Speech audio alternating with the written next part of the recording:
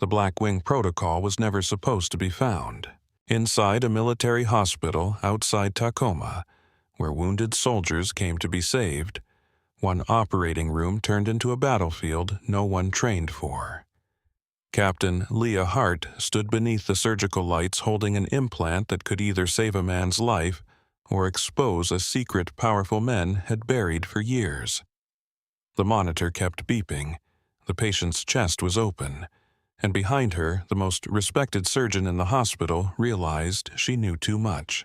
This story is not just about corruption. It is about courage when silence feels safer truth, when the system is armed against you, and one nurse who refused to let another soldier become a statistic. Stay with me until the end, because every locked door in this hospital is about to open. Like this video and comment where you're watching from. Before the blood on the glass. Before the sealed operating room, before Captain Leah Hart whispered a name that made powerful men afraid Valor Ridge looked like the kind of place where nightmares ended. The hospital sat on a wooded rise outside Tacoma, Washington, with Mount Rainier standing pale and distant beyond the morning fog. From the highway it looked strong enough to survive anything. Stone walls, steel gates, a landing pad marked by faded red lights. 3 flags snapping in the wind so sharply they sounded like rifle cracks. Families saw those flags first, and for a moment they believed their sons and daughters had reached safety. Inside, safety smelled like bleach-burned coffee-wet uniforms, and fear nobody wanted to name. Valor Ridge Military Medical Center never slept. Helicopters came in low over the trees at all hours, pushing rain sideways across the roof. Ambulances rolled through the lower entrance with mud still on their tires from training ranges and mountain roads. Young soldiers arrived with broken bones, torn arteries, infected wounds, damaged lungs, and eyes that stared past the ceiling as if they were still watching dust rise from a blast crater. The hospital had a rhythm of its own. Boots on tile, wheels squeaking beneath stretchers, radios murmuring in clipped voices, chaplains walking too slowly, surgeons moving too fast, nurses reading faces before charts because faces told the truth first. Captain Leah Hart knew that rhythm better than almost anyone. She began most mornings before sunrise walking through the west surgical corridor with her hair tied tight, her badge turned outward, and a stainless steel travel mug in one hand. She never looked rushed even when the whole wing was running behind. That was one of the first things people noticed about her. Leah moved with calm purpose, as if panic had knocked on her door years ago and she had chosen not to answer. In the prep bay, a young private sat on a gurney, his left arm wrapped in temporary dressings. His name was Tyler Boone, 19 years old, fresh from advanced training. He had shattered his elbow during a night exercise and had spent the last 12 hours pretending the pain was funny. Leah stepped beside him and scanned his wristband. Private Boone date of birth. He gave it, then tried to grin. "Captain, be honest with me. Am I keeping the arm?" Leah checked the consent form, then looked him in the eye. "That depends." His grin disappeared. "On what?" "On whether you stop flirting with every nurse who enters this room and let us do our jobs." The corps man beside her coughed into his sleeve to hide a laugh. Boone relaxed a little. That was the point. Leah adjusted his blanket and looked at the instrument tray waiting nearby. She lifted the top sheet, checked the first layer, then the second. Scissors, clamps, suction tubing, sterile wraps, backup hardware. She read the labels as if each one owed her an answer. Boone watched her. "You always check everything like that." "Yes." "Why?" She paused, holding a sealed screw plate packet under the light. "Because people on tables cannot check for themselves." The boy swallowed, suddenly less interested in jokes. "You ever get scared in there?" Leah placed the packet down with care. "Every time." His eyebrows lifted. "Really? Fear keeps your hands honest." She said it gently without drama. Then she touched his shoulder once and moved on. That was how Leah worked. No speeches. No empty comfort. She gave patients enough truth to stand on and enough steadiness to breathe through the next hour. By 7:30, the surgical wing was fully awake. Major Elise Monroe strode past with a tablet under her arm and 2 residents trying to keep up. Monroe was one of the best cardiac surgeons in the state military or civilian, though she treated praise the way some people treated smoke alarms. Useful only if it meant danger. Captain Hart Monroe called without slowing did Central Supply send the vascular backup set. They sent 1 incomplete tray and 1 tray from the wrong service line. Monroe stopped. Leah handed her a corrected checklist. I pulled a complete replacement from sealed reserve and filed the shortage. Monroe glanced at the list, then at Leah. You filed it where? Compliance channel and surgical readiness. A small smile touched Monroe's mouth. Of course you did. Of course I did. Monroe continued down the hall. Leah returned to the prep room where a scrub tech named Renee Ortiz was stacking gowns. Renee nodded toward Monroe. She scares the residents. The residents need cardio. She scares cardiology too. Then cardiology needs more cardio. Renee laughed under her breath. Little moments like that kept people human at Valor Ridge. The hospital carried too much pain for silence to be harmless. On the first floor outside the command auditorium, Colonel Adrian Voss was preparing to speak. He had the kind of presence photographers loved. Tall, silver at the temples, posture clean enough to look carved. His uniform always fit perfectly. His voice never rose. Even his anger, when it appeared, seemed disciplined. The staff gathered because attendance was encouraged in the way military hospitals encouraged things. Nobody forced you. Everybody knew if you were missing. Leah stood in the back beside Nora Whitcomb, the senior operating room nurse who had been at Valor Ridge since before half the interns were born. Nora had sharp blue eyes, short gray hair, and the tired patience of a woman who had carried too many secrets for too many years. On stage, Voss stepped to the podium. Behind him hung a banner showing the hospital crest and the words "Service before self." He let the room settle before speaking. Valor Ridge exists because ordinary medicine is not enough for extraordinary sacrifice. The auditorium grew still. He was good. Leah had to admit that. Voss knew how to make people feel chosen. Our patients do not arrive here on easy days. They come to us after fire impact, infection loss, and fear. They come to us when their families have already spent hours imagining the worst. Our duty is not to explain why help is delayed. Our duty is to make sure it is not delayed at all. Heads nodded across the room. Voss continued. No soldier dies waiting for permission. Applause rose hard and fast. Nurses, surgeons, administrators, therapists, corpsmen, even some patients in wheelchairs at the front clapped with their good hands. Leah clapped too. At that point, she believed him. She believed Valor Ridge was strained, flawed, exhausted, and still honorable. She believed shortages happened because military medicine often asked too much from systems built too thin. She believed a missing tray was a mistake, a mislabeled box was human error, and a delayed shipment was bureaucracy grinding its teeth. She had not yet learned how evil often enters a hospital. Not screaming, not armed, wearing a badge, carrying a clipboard, speaking in budget language. After the ceremony, Voss stepped down from the platform and shook hands with senior staff. When he reached Leah, his smile warmed by 1 exact degree. Captain Hart. Major Monroe tells me you saved her schedule this morning. I found a complete tray, sir. That is often the difference between success and disaster. Yes, sir. His eyes held hers for a moment longer than necessary. You have a reputation for being thorough. I try to be useful. Useful people are rare. It sounded like praise. Nora, standing beside Leah, did not smile. When Voss moved away, Leah glanced at her. What? Nora watched the colonel cross the room. Nothing. That was not a nothing face. At my age, all faces are nothing faces. Leah let it go, but the exchange stayed with her. That evening, she drove home through steady rain. Washington rain did not fall so much as occupy the air. It silvered the windshield and blurred the road lamps into soft halos. Leah liked the drive. It gave her 23 minutes between the hospital and the life she had protected from it. Her house sat near a narrow lake surrounded by fir trees.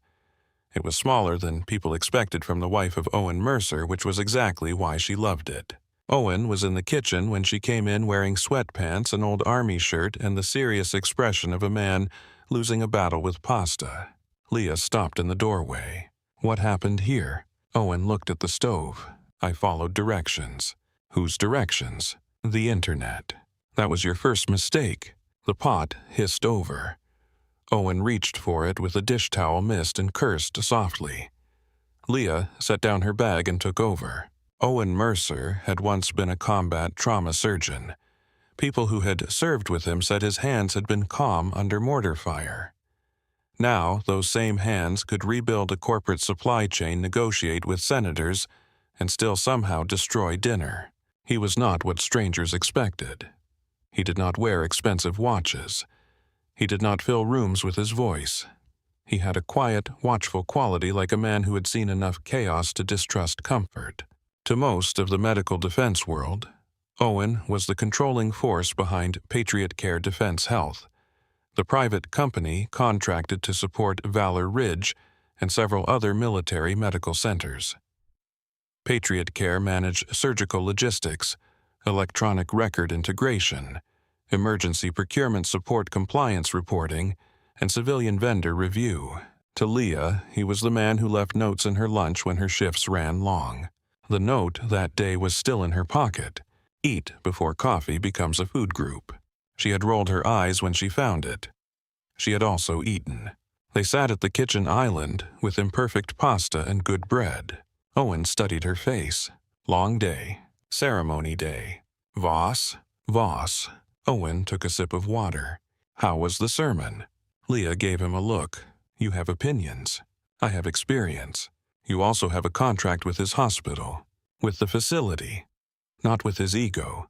Leah pointed her fork at him. "And this is why I do not tell people at work who I married." Owen leaned back. "You know you do not have to hide me. I'm not hiding you. Number. I am protecting my work from your name." His expression softened, though his eyes stayed serious. "You earned your rank before you married me. I know that." "Do you?" She put her fork down. "At the hospital, I am Captain Hart. I want my mistakes to be mine. I want my competence to be mine too." Owen nodded slowly. He understood pride. He understood duty. He understood the particular ache of wanting to stand without someone else's shadow across your boots. "All right," he said. "Captain Hart. Thank you. But if anyone gives you trouble, Mrs. Mercer has excellent legal resources." She threw a napkin at him.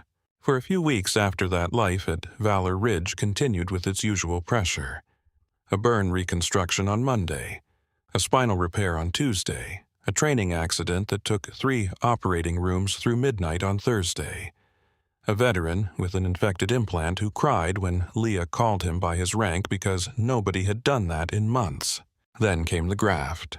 It was a rainy night close to 11, and the surgical wing had the hollow feeling hospitals get when the day shift is gone, and the night shift has stopped pretending to be awake. Leah was preparing for a vascular repair on Corporal Jamie Keller, 23 years old. Shrapnel complications from a training munition that had gone wrong during a joint exercise.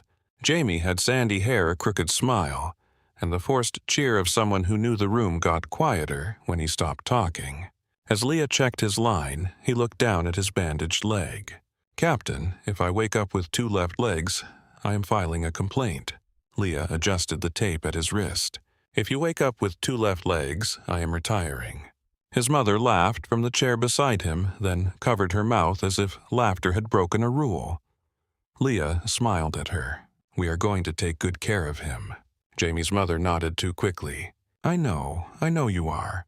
But her fingers kept twisting the edge of her sleeve. In OR, for Leah opened the vascular graft tray and stopped. The package looked right at first glance. Sterile seal, proper catalog mark, correct size. But something about the label felt wrong. Not visually, physically. The top label was too smooth. Leah lifted it toward the surgical light and tilted the edge.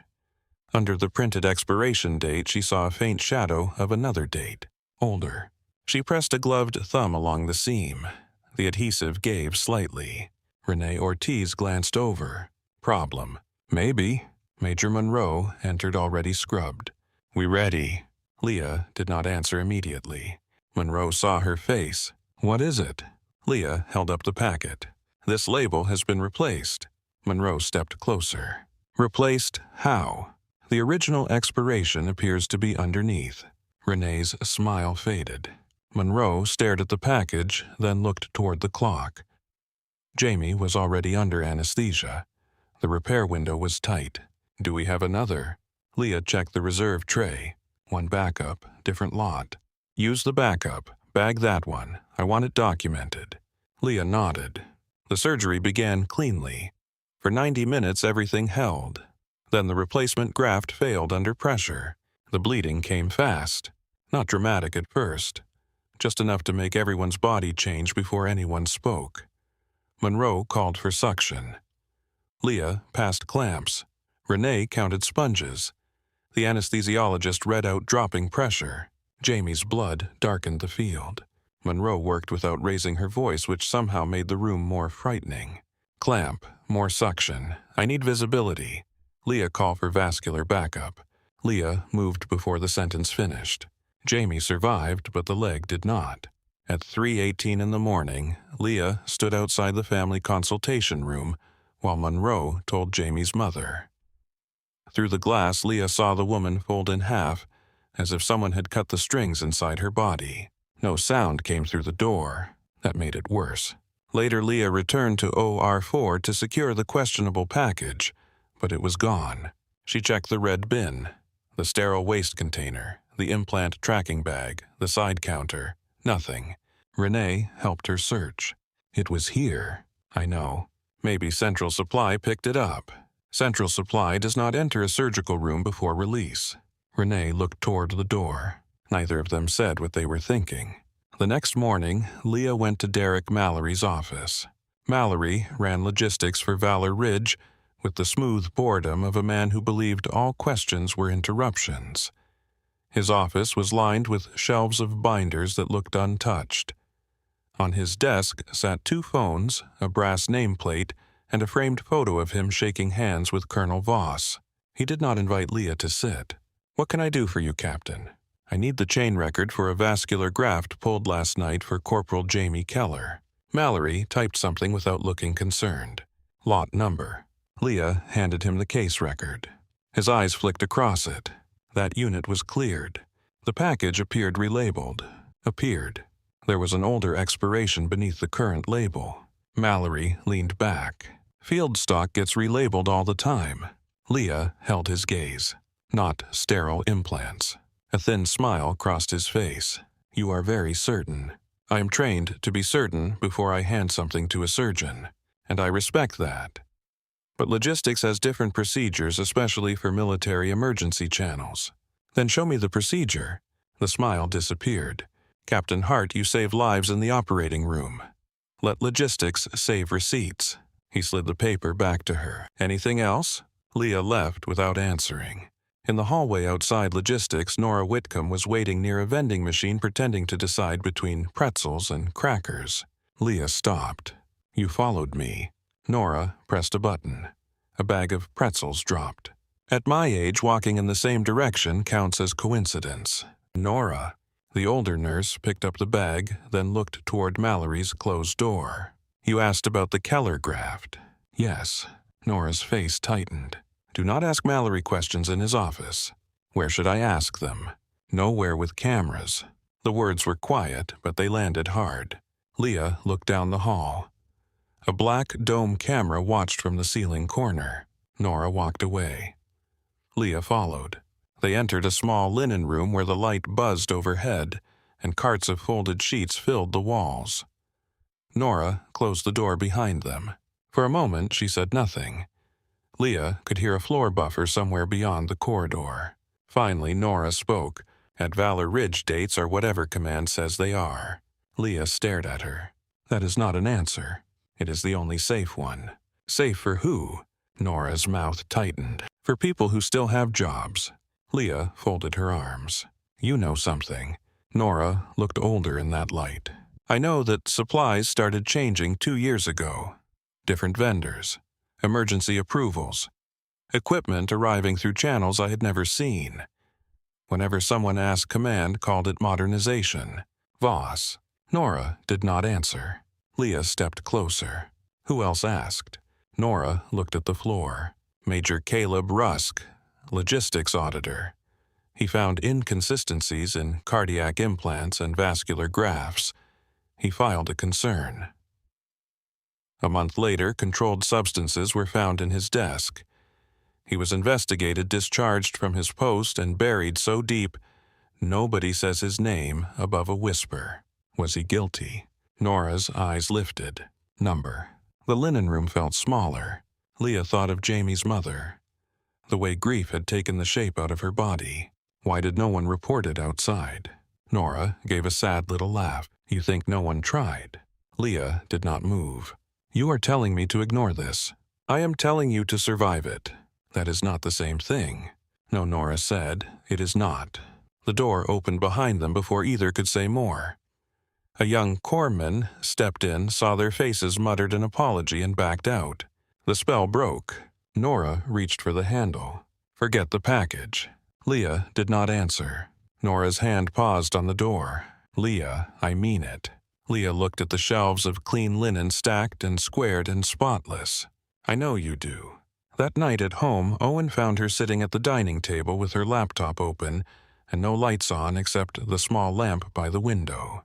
Rain moved across the glass. Beyond it, the lake was black. Owen set a mug beside her. Tea. I did not ask. You also did not blink when I came in. Leah closed the laptop halfway. Owen noticed. He always noticed. Hospital. Yes. Patient. Yes. Yours. She inhaled slowly. They are all ours. He sat across from her. Talk to me. She wanted to. That was the worst part. She wanted to hand him the fear while it was still small enough to fit in one conversation. She wanted him to tell her she was wrong, that military logistics was messy, that old labels and missing packages had boring explanations. Instead, she saw Jamie Keller waking to a life rewritten without his permission. I cannot, she said.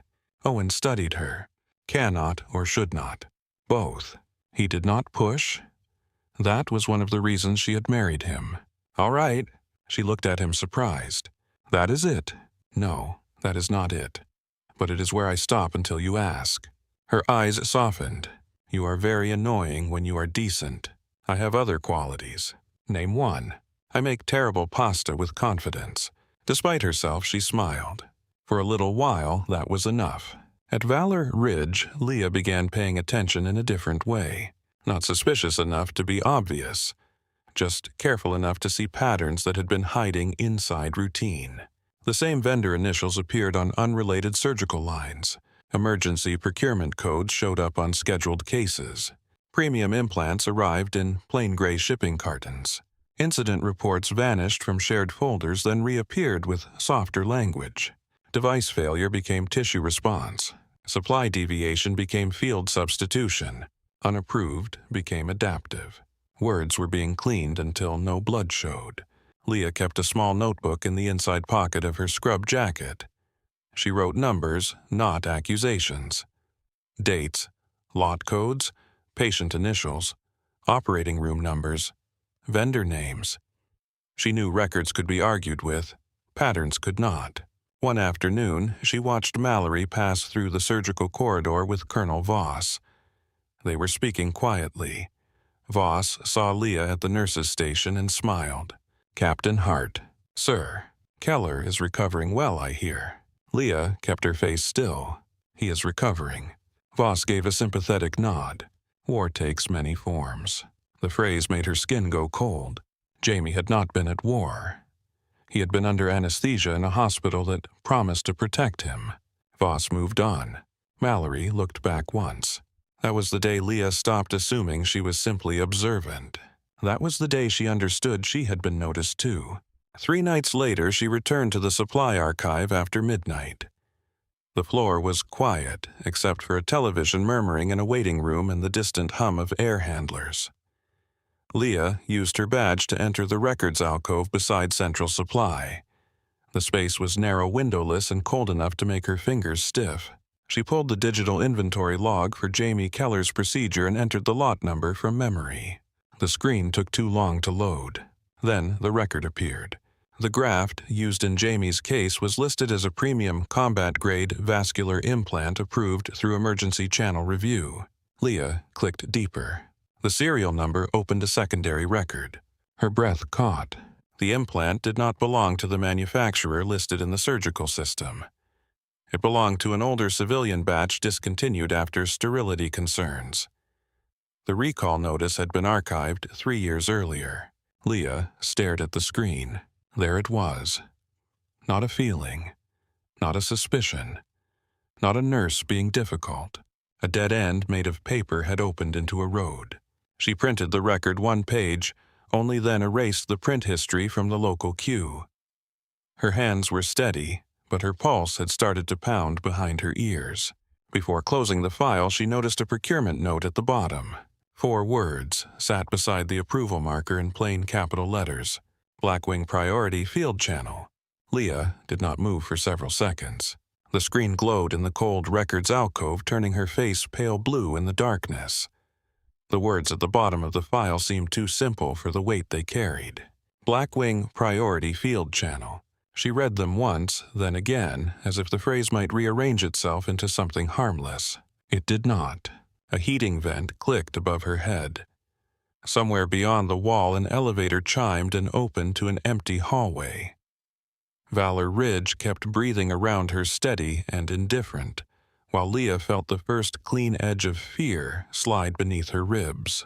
She printed the page, folded it twice, and tucked it inside her scrub jacket. Then she closed the file, cleared the access window, and stood listening at the door before stepping back into the corridor. There were cameras at both ends. Leah did not look at them. That was the first rule she gave herself that night.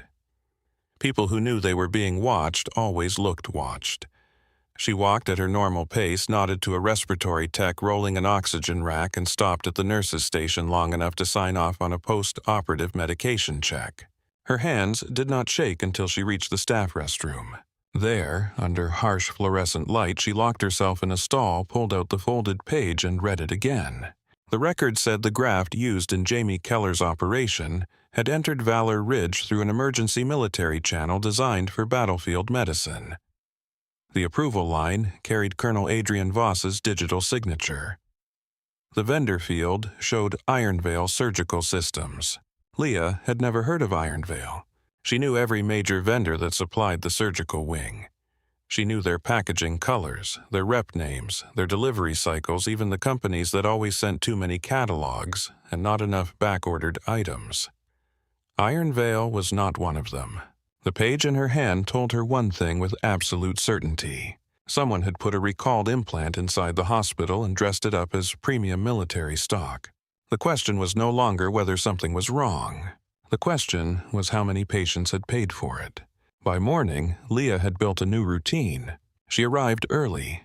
She left late. She smiled when people spoke to her. She did not ask Mallory another question. She stopped filing direct complaints into the main system because she no longer trusted who could read them. Instead, she began collecting facts in silence. She took photographs only when she could do it without lifting her phone above waist level. She wrote lot numbers on the back of old cafeteria receipts.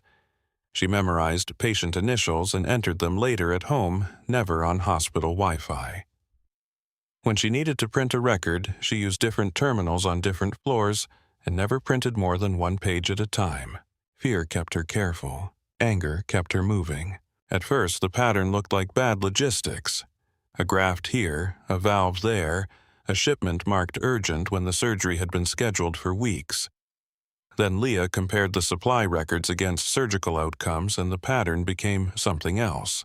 Patients who received devices tagged under Blackwing had more complications, more unexpected bleeding, more revisions, more infections that did not behave like ordinary infections, More unexplained failures after procedures that should have held. Leah went back 12 months, then 18, then 30. The farther she looked, the more the phrase appeared. Blackwing. Sometimes it sat in the procurement note. Sometimes hidden in an attachment. Sometimes reduced to 2 letters in a field comment BW buried between shipping codes and approval references. She began to dream of it. Blackwing stamped on boxes. Blackwing printed across chest x-rays.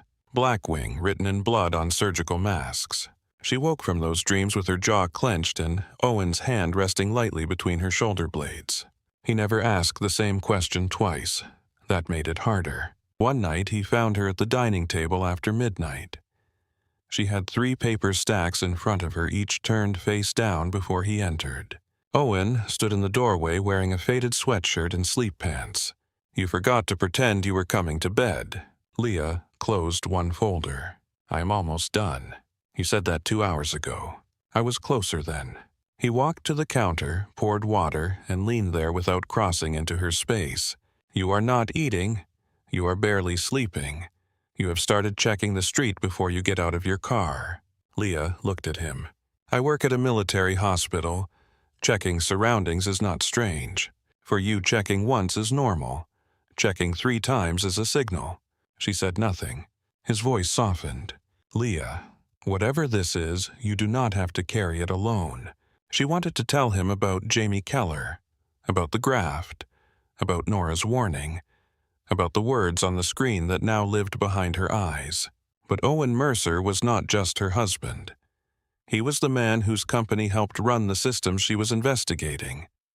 If she brought him in too early, every accusation could be twisted. Every discovery could be dismissed as corporate infighting, marital influence, personal bias. The truth needed to stand without his name holding it up. She slid the top paper into a folder and placed her palm over it. "I need more before I can say it out loud." Owen studied her for a long moment. Then he nodded once. "All right." He turned to leave, then stopped. "Just tell me one thing." Leah braced herself. "Are you in danger?" The house was quiet enough for her to hear rain striking the deck. She answered honestly, "I do not know yet." Owen's face changed, not dramatically, but enough. A door closed somewhere inside him. That is an answer. He left the room without another word. The next morning, Leah searched Iron Veil Surgical Systems from a public computer at a library 20 minutes from the hospital. Iron Veil had a polished website with stock photos of surgeons, clean white pages, and language that sounded expensive without saying anything real. Advanced solutions for critical care environments. Mission-ready surgical innovation. Trusted supply for complex medical operations. No leadership names. No manufacturing address. No product catalog beyond vague categories. The listed headquarters led to a business suite in Wilmington, Delaware. Leah called the number from a prepaid phone bought with cash. A woman answered after 6 rings. Iron Veil Surgical. Leah used a false name and asked for technical documentation on a vascular graft. The woman paused. "Please send your request through your procurement officer. I am requesting clinical documentation. All clinical inquiries must go through procurement. Who manufactures your graft line?" Another pause. "Please send your request through your procurement officer." Then the line disconnected. Leah sat in the library with the phone still against her ear, watching an old man at the next table read a newspaper under a green lamp. The world outside looked ordinary. Wet pavement, traffic lights, someone walking a dog in a yellow raincoat. Inside her notebook, Iron Veil became the first name circled twice. The second name appeared 3 days later. North Star Biologics. Then a third. Red Harbor Medical Supply. Then a fourth. Pinnacle Field Systems. The companies looked separate until Leah searched their registration records, mailing addresses, and payment routing codes. 2 shared the same legal agent in Nevada. 1 routed invoices through a holding company in the Cayman Islands. Another listed a director who had died 6 years earlier. The paper trail had a pulse, and it led back to Valor Ridge. Leah needed someone who had seen the beginning. She found Major Caleb Rusk in Spokane. It took 4 calls, 2 dead numbers, and 1 former colleague who hung up as soon as she said his name. Finally, an old nursing friend gave her a warehouse address and warned her not to bring hospital security into it. Rusk worked nights at a freight storage facility near the rail yards. Leah drove there after a 12-hour shift carrying coffee she had not touched, and the small sense that she was crossing a line she could not uncross. He came out wearing a brown jacket, work gloves, and a face that looked older than his personnel photo. You Hart. Yes. You alone. Yes. He looked past her toward the parking lot. You followed. I do not think so. That means no. They sat in a diner 2 blocks away because Rusk refused to speak anywhere quiet. He chose a booth near the kitchen where plates clattered and the smell of fryer oil covered their conversation. Leah slid a folded paper across the table. He opened it, saw the Blackwing notation, and closed his eyes. Damn it. You know what it is. I know what it was supposed to be. Leah waited. Rusk took a long breath. Blackwing started as an emergency field procurement channel. Combat medicine moves slow when it goes through ordinary approval. The idea was simple. If a surgeon downrange needed a new trauma clamp, portable valve system, vascular device, whatever Blackwing helped approve technology reached the field faster.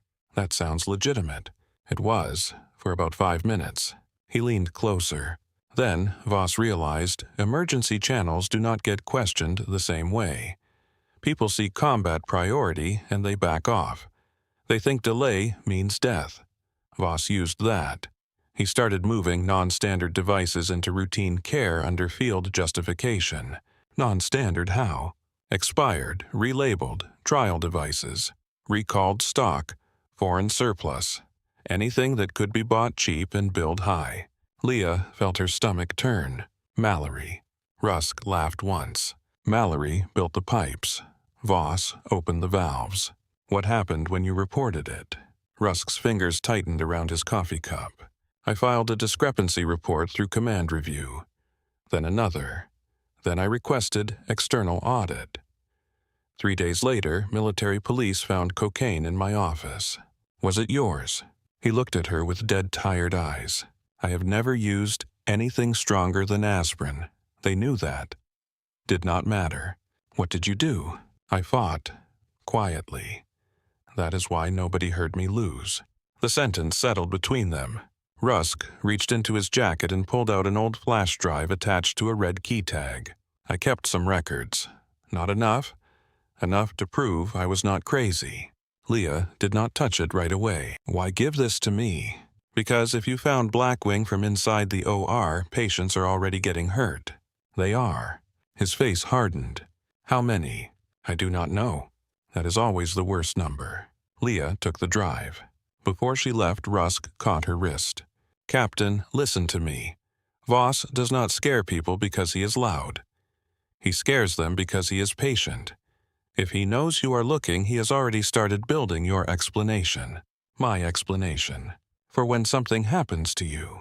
Leah drove back to Tacoma before dawn, with Rusk's words riding beside her like a passenger. Over the next month, the evidence became impossible to mistake.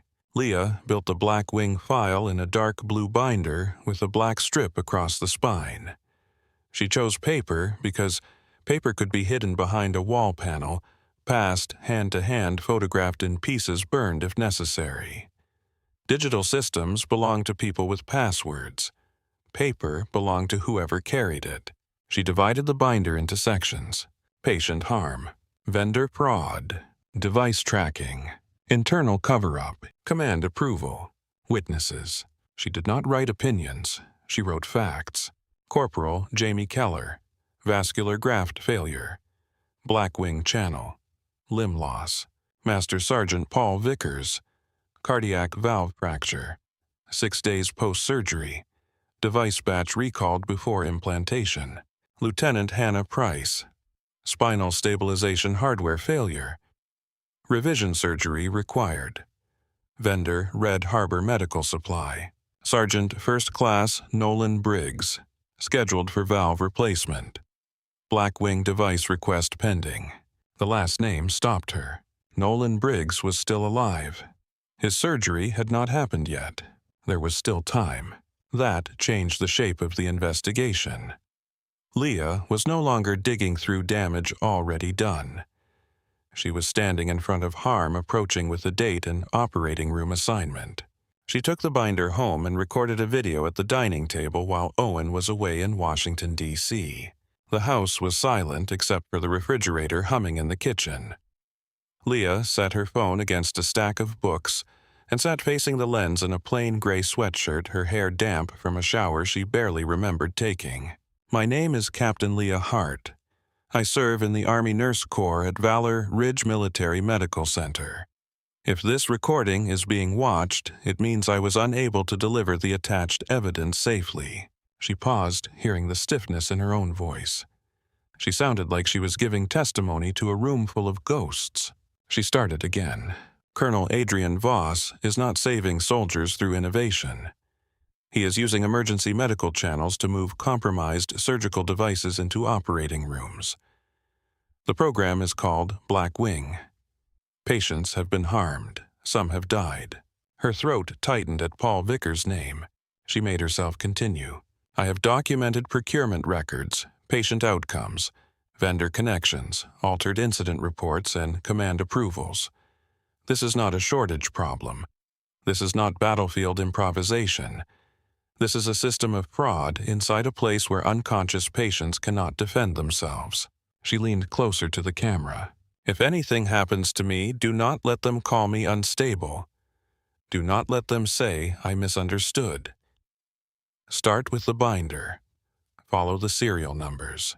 When she finished, she sat still for a long time before saving the file. Then she called Ava Pierce. Ava had been Leah's roommate in college back when both of them believed exhaustion was a personality trait. Now, Ava worked as a federal healthcare fraud attorney in Seattle.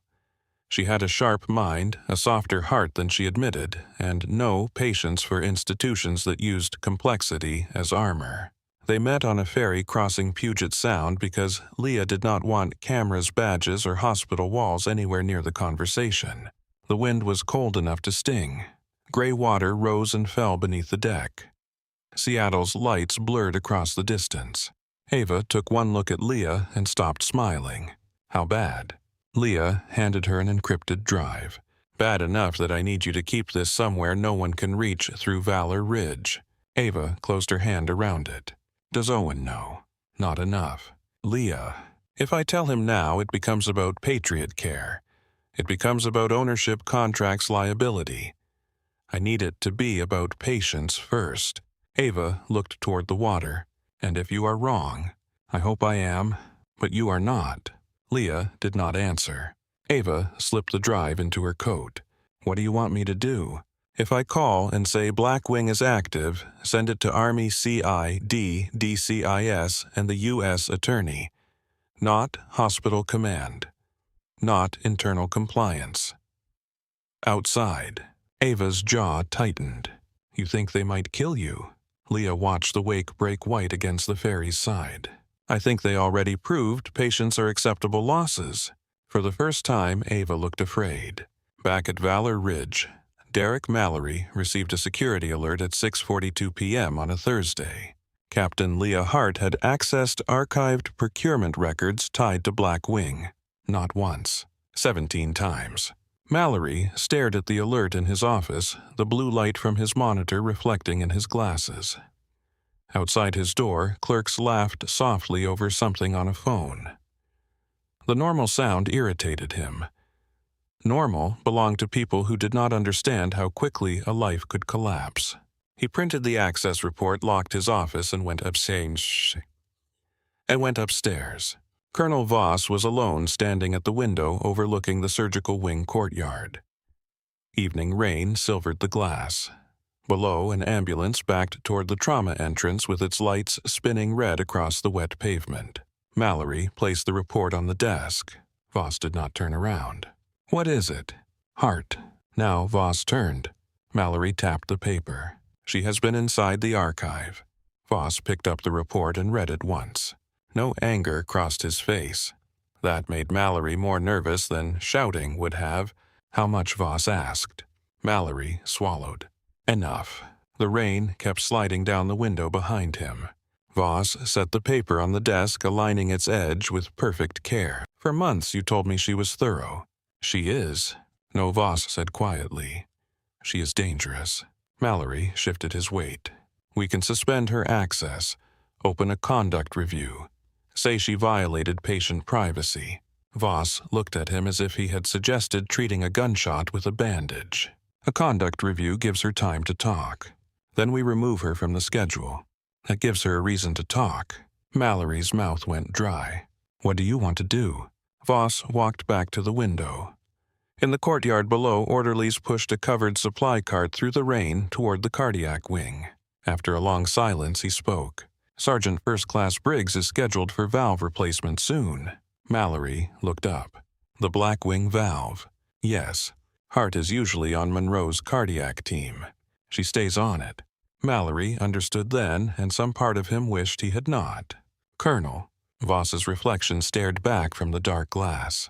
She chose the operating room as her battlefield. We simply accept the terrain. Mallory said nothing. Voss turned from the window. From this moment on, we stopped treating her like a nurse. Colonel Voss did not move quickly after Mallory left his office. That was what made him dangerous. He stood at the window until the ambulance lights disappeared from the wet courtyard below. He watched the hospital return to its rhythm, the same rhythm Captain Leah Hart had trusted for years. Stretchers rolled in. Elevators opened. Nurses changed shifts. Families waited under fluorescent lights with paper cups of coffee cooling between their hands. To everyone else, Valor Ridge was still a hospital. To Voss, it was a command post under threat. He walked to his desk and opened the surgical schedule for the coming week. Sergeant First Class Nolan Briggs appeared in a blue block on the cardiac calendar. Valve replacement. Major Elise Monroe assigned as lead cardiac surgeon.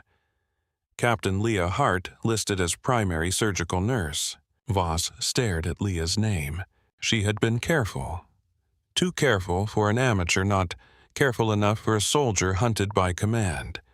She had searched archives in pieces, printed documents from different floors, stopped asking questions in public. She thought silence protected her. Silence only gave him room to work. Mallory returned after midnight with a tablet tucked under one arm and sweat shining at his temples. He shut Voss's door behind him and kept his voice low. I can remove her access before morning. Voss did not look up. Number. She is inside everything now. We need containment. We need an explanation. Mallory swallowed. For her access. For her collapse. The word hung in the room. Mallory glanced toward the dark window. Outside, rain slid down the glass in thin, crooked lines. You cannot mean inside surgery. Voss finally looked at him. Where else does chaos have so many witnesses and so little clarity? Mallory's face tightened. There will be blood people shouting alarms, confusion. But Monroe will be there. Hart is respected. A physical confrontation will not look clean. It does not need to look clean at first. Voss stood and walked to the wall, where old framed photographs showed field hospitals overseas. Dust. Tents. Wounded men under rough lights. Voss in younger skin sleeves rolled hands deep in emergency work. Operating rooms create their own weather, he said. Everyone remembers emotion. Almost nobody remembers sequence. By the time they understand what happened, the first report will already exist. Mallory rubbed both hands over his face. What report? Hart became unstable after being confronted about unauthorized record access. She contaminated the sterile field. She attempted to interfere with an emergency valve placement. I restrained her. There was a struggle. Mallory stared at him. And if she survives, Voss turned. Then she will wake, accused, sedated, and isolated. The room seemed colder. Mallory's voice dropped to a whisper. And the cameras. The training feed goes down at 2100 for maintenance. There is an archive feed. Then disable it. I can disable the visible record. The compliance backup is harder. Harder is not impossible. Mallory looked at the tablet in his hand. The compliance backup sits behind Patriot Care Access. I can interrupt the sync, but I cannot guarantee deletion. For the first time, Voss's calm thinned. You built this channel. I built procurement, not Mercer's audit architecture. Voss stepped close enough that Mallory stopped breathing for a moment. Then interrupt what you can. Confuse what you cannot. In the first 10 minutes, I need authority, not perfection. Mallory nodded, though his skin had gone gray. Voss returned to the schedule and selected the surgical roster. Captain Hart stays assigned, and the valve. Black Wing 17. Mallory hesitated. The device has not cleared review. Voss gave him a flat look. That has not stopped us before. By the next morning, Leah could feel the hospital watching her. No one said anything. That would have been easier. Instead, a conversation stopped when she entered the scrub room. A logistics clerk looked away too fast. Her badge failed once at a supply closet, then worked when she tried again. Someone had moved her preferred instrument checklist from the cardiac board and replaced it with an older version that left out the backup valve verification line. Small things. Small things were how institutions whispered before they struck. Leah found the surgery assignment after lunch. Sergeant First Class Nolan Briggs. Cardiac valve replacement. Or 6. Colonel Adrian Voss, present as Command Surgical Authority. Major Elise Monroe, Lead Surgeon. Captain Leah Hart, Primary Surgical Nurse. Requested implant BW17 field valve. Her mouth went dry. She read the line twice, then printed the schedule and folded it into her pocket. She did not go to Mallory. She did not go to Voss. She walked to the staff locker room, closed herself in a toilet stall, and called Ava Pierce. No answer. She called again. No answer. Leah closed her eyes and listened to the ring until voicemail picked up. Ava, it is active. Black Wing is active for Nolan Briggs tonight. Send the drive if you do not hear from me by morning. Not through Valor Ridge. Outside channels only. She ended the call, then called Owen. His voicemail answered on the third ring. She almost hung up. Then she thought of Jamie Keller's mother holding a boot her son would never wear again. She thought of Paul Vickers reduced to a chart phrase. She thought of Nolan Briggs asleep somewhere in pre-operative care, trusting strangers with the most defenseless hour of his life. Owen, she said, keeping her voice steady. If I do not come home tonight, do not call Voss. Do not trust hospital security. Go to locker 12. The access code is our anniversary. The file is marked Blackwing. She paused, and for 1 second she let herself be a wife instead of an officer. I love you. And I am sorry I did not tell you sooner. She ended the call before her voice broke. Then she went to locker 12. The staff locker room smelled faintly of detergent damp coats and antiseptic soap. Leah waited until 2 nurses left, then opened her locker and removed the dark blue binder from behind the false back panel. It felt heavier than paper should. She flipped to the section on Nolan Briggs and pulled the BW17 device report. The full binder went back behind the panel. She taped a note to the inside metal wall. If I vanish, give this to Owen Mercer. Not command. She locked the door and rested her forehead against it. For a moment she wanted to run. Not from fear of pain. Pain was simple. She understood wounds. What frightened her was the possibility that she could do everything right and still be turned into a footnote, another unstable employee, another corrected report, another person everyone quietly stopped mentioning.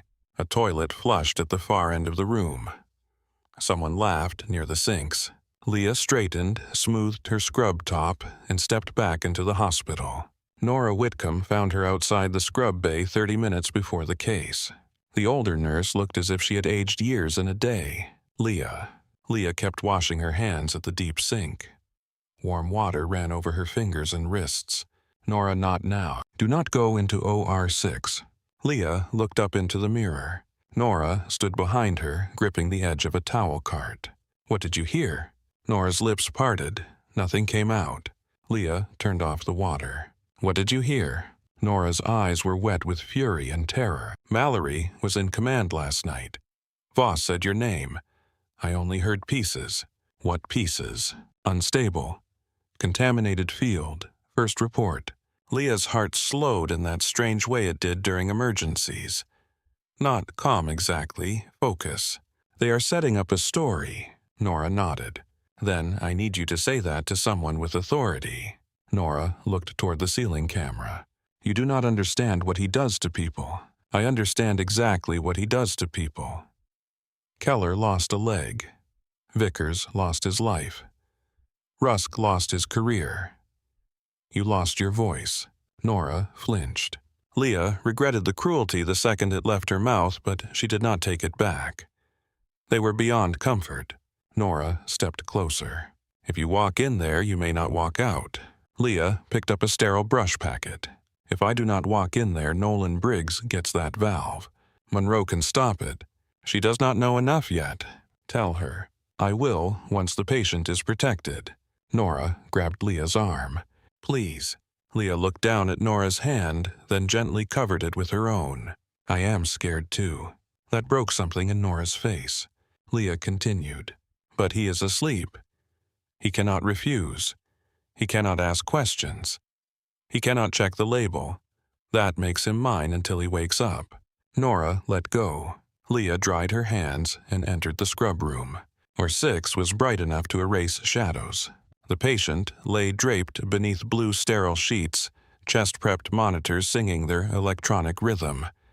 Sergeant First Class Nolan Briggs had the thick wrists and weathered face of a man who had lived hard and complained little. Under anesthesia, he looked younger, almost peaceful. Major Elise Monroe stood at the head of the field, eyes moving over every detail. Captain Hart, she said, you look like you are carrying bad weather. Leah stepped close enough that only Monroe could hear. The requested valve is Blackwing stock. I have reason to believe it is unsafe. Monroe's eyes sharpened. Evidence. Leah slipped the folded device report beneath a sterile cover on the side tray. Enough to stop the implant. Not enough to stop the room. Before Monroe could answer, the doors opened. Colonel Adrian Voss entered in surgical attire, mask hanging loose eyes calm above it. His presence changed the room. People straightened, voices lowered. Even machines seemed louder. Major Monroe, he said, status. Patient stable. We are verifying implant chain before incision. Voss looked at Leah. Captain Hart is thorough. That is one of her better qualities. Leah met his gaze and said nothing. The first hour passed under controlled tension. Incision. Sternotomy. Bypass preparation. Monroe worked with clean precision, her face unreadable behind the shield. Leah passed instruments without hesitation. Voss observed occasionally, offering comments that sounded helpful and felt like pressure. When the valve package arrived, Leah took it from the circulating nurse. BW-17 field valve. Emergency combat use. The seal looked intact. The label looked new. Too new. Leah turned it beneath the surgical lights and found the serial number. It matched the report. She held the package still. Voss watched her. Captain Hart, he said, pass the valve. Leah did not move. Monroe looked across the table. Leah, this device is not cleared for this use. Voss's voice remained soft. This is a military facility, and he is still a patient. The room tightened around the sentence. The anesthesiologist glanced up from the monitor. Specialist Carter Haynes, the young corpsman assisting circulation, froze near the supply cart. Renee Ortiz stared at the package in Leah's hand. Voss stepped closer. Do not confuse paperwork with care. Do not confuse command with consent. The monitor beeped steadily. Voss lowered his voice. You should have stopped digging when you found Blackwing. Now Monroe looked at him. What did you say? Leah glanced toward the ceiling camera. The red light on the visible training unit blinked once, then went dark. Voss saw her see it. Protocols exist for a reason, Captain. So do witnesses. His eyes changed. Not much. Enough. Lock the room, Voss said. For a heartbeat, no one moved. Then the automatic doors sealed with a hydraulic hiss. Monroe stepped back from the field. No, open those doors. Voss moved toward Leah. Captain Hart has compromised the procedure. Leah backed toward the wall intercom, one hand still holding the valve package. Major Monroe, do not implant this device. Leah Monroe said, stay where I can see you. Voss reached for the package. Leah pulled it away. "Everyone in this room needs to hear me. The Blackwing channel is fraudulent. The devices are compromised. The patient records have been altered." Voss struck her. The first blow was so fast the room did not understand it as violence until the scalpel came away red. Leah staggered into the instrument cart. Metal spilled across tile in a bright, terrible crash. Renee screamed. Carter dropped a package of sterile tubing. Monroe's voice cracked through the chaos. "Adrian, drop it." Voss stepped after Leah. She attacked the sterile field. "Secure her." No one moved. Leah pressed one hand to her side. Warm blood spread beneath her palm. The pain arrived half a second later, white and deep. She tried for the intercom. Voss caught her shoulder and drove the scalpel in again. This time she made a sound. Not a scream. A breath torn in half. Carter lunged forward. Monroe shouted, "Carter, pressure is dropping. Stay with the patient." The command stopped him like a chain. Nolan Briggs's heart was exposed. His blood pressure was falling. The room had become two emergencies and both were dying in front of them. Leah fell to one knee. Voss leaned close, breath hot behind his mask. "You should have stayed a nurse." Leah looked up at him. "I did." She shoved the valve package under the instrument cart with her foot. Then she crawled toward the glass panel beside the sealed door. Voss realized what she was doing and grabbed for her ankle. Leah kicked free, leaving a smear of blood across the tile. She reached the glass, lifted her hand, and dragged 3 words across it in red. "Blackwing file." In the corridor outside, a medic stopped mid-stride. He stared at the words, then at Leah on the floor, then at Voss standing over her with a bloody scalpel. He hit the wall alarm. Inside, or 6, sound erupted. Monroe took command of the table with a force that cut through terror. Renee verified backup valve from sealed reserve. Carter called trauma response through the emergency panel by anesthesia. "Do not touch the main door. Anesthesia, keep Briggs up, now." Voss tried to step toward the patient. Monroe blocked him. "Step away." His eyes flashed. "You are relieved. Number. I am the ranking officer in this room." Monroe's hand stayed steady above Nolan Briggs's open chest. "You lost command when you raised a blade." For a moment, nobody breathed. Then Renee moved. Carter moved. The anesthesiologist moved. The room chose. Voss saw it happen. Authority, leaving him not through argument but through obedience, redirected. The alarm outside grew louder. Fists struck the sealed door. Someone shouted for override access. Voss looked at Leah, then at the glass, then at the valve package hidden beneath the cart. He bent to grab it. Carter saw him and kicked the cart hard enough to send the package sliding beneath a cabinet. Voss turned on him. "Specialist." Carter's face was white. "Yes, sir. Remember your rank." Carter looked at Leah bleeding against the wall, then at Nolan Briggs on the table, then back at Voss. "I do, sir." The override finally released. The doors opened. Security and trauma staff flooded in. Voss immediately lifted both hands, scalpel still in one of them, and began speaking with the clean force of command. Captain Hart suffered an acute psychological break. She contaminated the field and injured herself during restraint. Secure her and preserve the patient. For a second, the lie worked. It entered the room wearing rank. Then Monroe pointed at him without looking away from the surgical field. "Remove Colonel Voss from this operating room." A security officer hesitated. Monroe's voice sharpened. Now, 2 guards approached Voss. He did not resist. He did not need to. His expression had already changed from attacker to accused man, carefully misunderstood. As they took him out, his eyes found Leah. She was being lifted onto a trauma gurney, face-pale lips blue at the edges. Blood soaked through the gauze beneath Carter's hands. Her eyes opened once. She looked not at Voss, but at the table. Nolan Briggs. Monroe saw the question in her face. "Alive," she said. Leah's eyes closed. They rushed her down the corridor, past the blood on the glass, past staff who pressed themselves against the walls, past Nora Whitcomb, standing frozen with both hands over her mouth.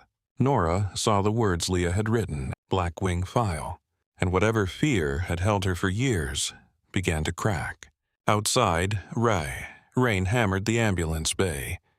In the parking structure, Owen Mercer sat in his truck with the engine running, listening to Leah's voicemail for the third time. "If I do not come home tonight, do not call Voss." His phone buzzed before the message ended. An unknown number. A photo loaded slowly. Leah's hand against a blood-smeared floor. The glass behind her marked in red. Black wing file. For one breath, Owen did not move. Then he turned off the engine, stepped into the rain, and walked toward the hospital entrance. At the surgical wing checkpoint, a guard blocked him. "Sir, this area is restricted." Owen reached into his coat and handed over a black access card. The guard scanned it. The monitor flashed. Owen Mercer, Executive Control Authority, Patriot Care Defense Health. The guard looked up suddenly, unsure of where to put his hands. Owen did not raise his voice. "Open it." The doors unlocked. He stepped into the surgical corridor and saw the blood trail first. Then the shattered instruments still scattered near OR6. Then the words on the glass. Black wing file. His face did not change. Only his eyes did. A deputy administrator hurried toward him, pale and breathless. "Mr. Mercer, there was an incident. We are still gathering facts." Owen looked through the glass at the room where his wife had nearly died. "No," he said. "You are gathering language." The administrator stopped. Owen turned to him. "Where is Colonel Voss?" The deputy administrator did not answer fast enough. Owen Mercer turned from the glass and looked at him fully. The man was in his 50s with a hospital badge clipped crookedly to his coat and sweat shining above his upper lip. He had probably handled lawsuits before, bad outcomes, angry families, reporters with cameras, surgeons with tempers. He had the face of someone trained to survive disasters by choosing soft words. But Owen was not asking for soft words. "Where is Colonel Voss?" The administrator swallowed. "He is being held in a consultation room while security reviews the incident." Held, yes, with his phone. The administrator blinked. "I do not know. With access to command channels. I would have to check." Owen stepped closer. Then check while walking. They moved down the corridor together. Staff flattened themselves against the walls as Owen passed. Not because he shouted. He did not. Not because he threatened anyone. He had not needed to. The force around him came from something colder than anger. It came from precision. At the trauma bay entrance, Owen saw a line of blood drops leading through the double doors. He stopped. A nurse came out carrying empty gauze wrappers in both hands. She recognized him from Patriot Care board visits and froze. "My wife Owen," said. The nurse's face softened, and that softness almost broke him. "She is in surgery. Dr. Hahn and Major Patel are working on her now." "Is she alive?" "Yes." The word entered him like air after drowning. He nodded once. "Thank you." The nurse hurried on. Owen turned back to the administrator. "Now, Voss." They found Colonel Adrian Voss in a small consultation room near the command suite. 2 security officers stood outside. One looked frightened, the other looked embarrassed. That told Owen enough. "Has he been searched?" The embarrassed one answered. "Sir, he is a colonel." Owen looked at him. "He is also a suspect in a stabbing inside an operating room." The officer's jaw tightened. "Yes, sir." "Search him." The frightened officer opened the door. Voss sat at the table in surgical scrub sleeves, stained hands folded in front of him, as if he were waiting for a meeting to begin. His hair was still neat. His face was composed. Only the blood on his cuffs told a different story. He looked at Owen and gave a small, careful sigh. "Mr. Mercer, this is a tragic situation." Owen stepped into the room. "Stand up." Voss did not move. "You should be with your wife." "I will be. She suffered a breakdown during a critical procedure. She endangered a patient and my team." Owen studied him for a moment. It was almost impressive. Blood had not dried on the floor yet, and Voss had already built a room inside the lie. Owen turned to the officers. "Search him." Voss's eyes hardened. You do not have authority over military personnel. Owen removed his phone and opened a secure document. He placed it on the table and slid it across. I have authority over this facility's civilian surgical systems compliance archive vendor chain, emergency procurement support and audit access. You can argue jurisdiction with federal investigators when they arrive. One officer stepped forward. Voss stood slowly. You are making a mistake. No, Owen said. I am ending one. They found 2 phones on him. One hospital-issued, one private. The private phone had no case, no contact list visible, and a recent outgoing message that had failed to send. Owen did not touch it. Bag both. Voss smiled faintly. You are emotional. Owen looked at the blood on Voss's sleeve. You are sloppy. The smile disappeared. Owen left before Voss could answer. In the security archive room, the air smelled of dust and overheated electronics. 3 monitors showed hospital corridors in silent squares of light. A young technician sat rigid at the console with a supervisor hovering behind him. Owen entered with the deputy administrator, 2 security officers, and Major Elise Monroe, who had been pulled from OR 6 only after Nolan Briggs was stabilized and transferred. Monroe still wore surgical scrubs. Her face was pale above her mask lines. There was a spot of Leah's blood near her left wrist she had not noticed. Owen looked at her. Briggs, alive. Because of you. Because Captain Hart stopped the valve. Neither of them looked away. Owen turned to the technician. OR 6, full record. Training feed and compliance archive. The technician swallowed. The training feed went offline at 2103. Compliance archive. The supervisor spoke quickly. That system may not have synced. We had a maintenance interruption. Owen's gaze shifted to him. Who ordered it? I would have to pull the request. Pull it. The supervisor hesitated. Monroe stepped closer. Now. The technician's fingers moved across the keyboard. File paths opened. Access warnings appeared. Owen entered his executive audit credentials without sitting down. For a moment, the system spun, then a video window opened. OR 6 appeared on screen from a ceiling angle. The room fell silent. There was Leah beside the instrument table holding the Blackwing valve. Voss stood across from her. Monroe at the patient. Carter near the supply cart. The footage had no sound at first, only the cold truth of movement. The technician restored audio. Voss's voice filled the archive room. You should have stopped digging when you found Blackwing. The deputy administrator closed his eyes. On screen, Leah looked toward the camera. Then the training light went dark, but the compliance feed continued. Owen watched Voss order the room locked. He watched Leah refuse the valve. He watched the scalpel flash. No one spoke. The first strike came so fast the room seemed to lean back from the monitor. The second made the technician turn away. Monroe did not. Owen did not. His hands found the edge of the console. His fingers tightened until the skin over his knuckles went white. On screen, Leah crawled through her own blood and wrote on the glass.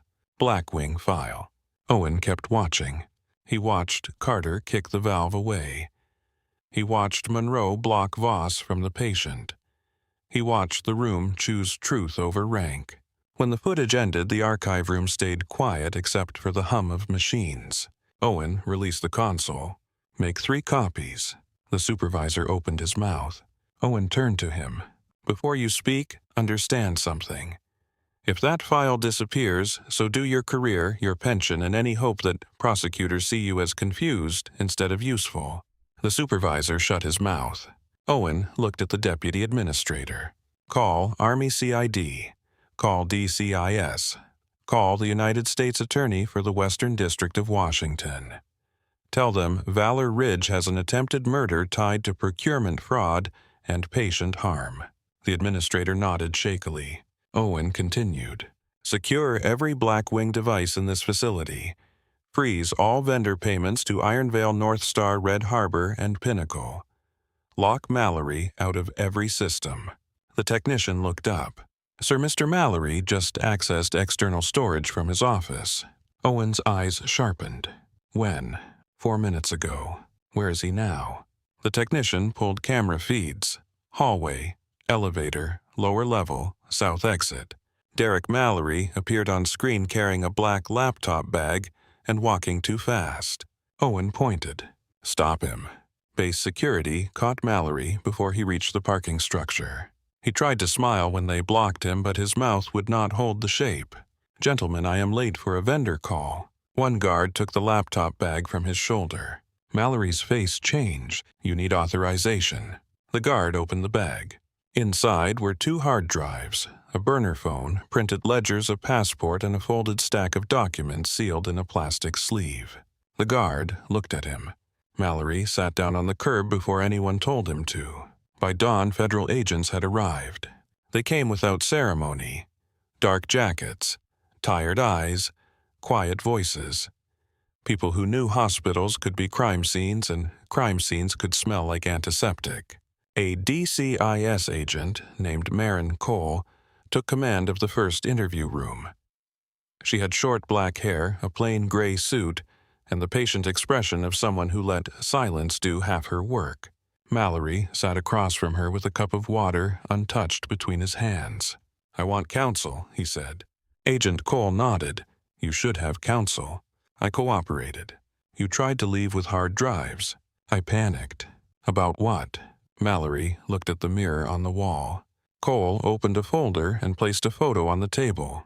It showed Leah's blood on the OR6 glass. Mallory looked away. Cole placed another photo beside it. Jamie Keller's surgical record. Then Paul Vickers's valve report. Then Nolan Briggs's Blackwing request. Panic usually has a reason. Mallory's jaw worked. I did not hurt that nurse. No, you built the road to the room. He stared at her. She waited. Minutes passed. Finally, Mallory whispered it started as a workaround. Cole did not move. Say more. The hospital was drowning. Back orders everywhere. Federal review breathing down our necks. Voss said soldiers were dying because procurement moved like a corpse. Were they? Sometimes delays were real. And Blackwing. It was supposed to be emergency access. Approved field devices. Fast review. Temporary solutions. Cole tapped the patient records. These devices were expired, recalled, or not approved for routine surgical use. Mallory's voice thinned. Not all of them. That is your defense. He covered his face with both hands. Voss said outcomes were still within acceptable ranges. Acceptable to whom? Mallory did not answer. Cole leaned forward. Where did the money go? That was when Mallory broke. Not all at once. First, he admitted Ironvale was a shell vendor. Then North Star, then Red Harbor. He gave routing numbers, vendor contacts, approval chains, password-protected ledgers, a Cayman holding account, a private advisory fund, payments disguised as consulting fees. He said Voss had signed every emergency exception. He said the incident reports were softened before review. He said Caleb Rusk had been framed. He said Nora Whitcomb had been watched. He said Leah Hart was supposed to be discredited, not killed. Agent Cole looked at him. Supposed to be. Mallory began to cry. Not from guilt. From fear finally turning inward. While Mallory talked, Owen went to locker 12. The staff locker room had been cleared. An investigator stood by the door. Owen gave his name and was allowed inside. He found Leah's locker by the small strip of tape on the bottom corner, a habit she had used since nursing school because issued lockers all looked the same. He entered their anniversary code. The door opened. At first it looked ordinary. Spare socks, a folded sweatshirt, protein bar, a photo booth strip of them from a county fair, Owen scowling at the camera while Leah laughed so hard her eyes vanished. He touched the photo with one finger. Then he found the false panel. The dark blue binder was wedged behind it. Blackwing Protocol. Owen lifted it out carefully as if it were alive. Inside the front cover was a note in Leah's handwriting. Owen, do not protect me. Protect the patients. He sat on the narrow bench because his legs had gone weak. For hours he read. Every page had weight. Not because of numbers.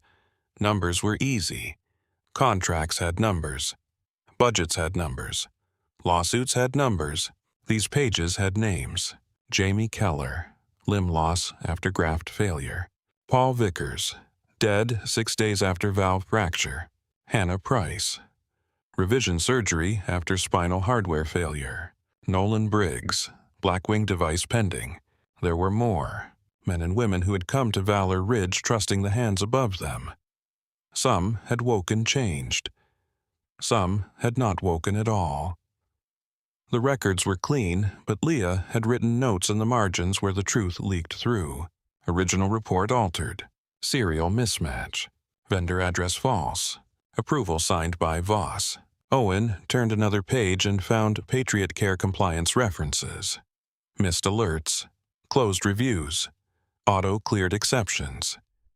His company's systems had touched the edges of the fraud and failed to bite down.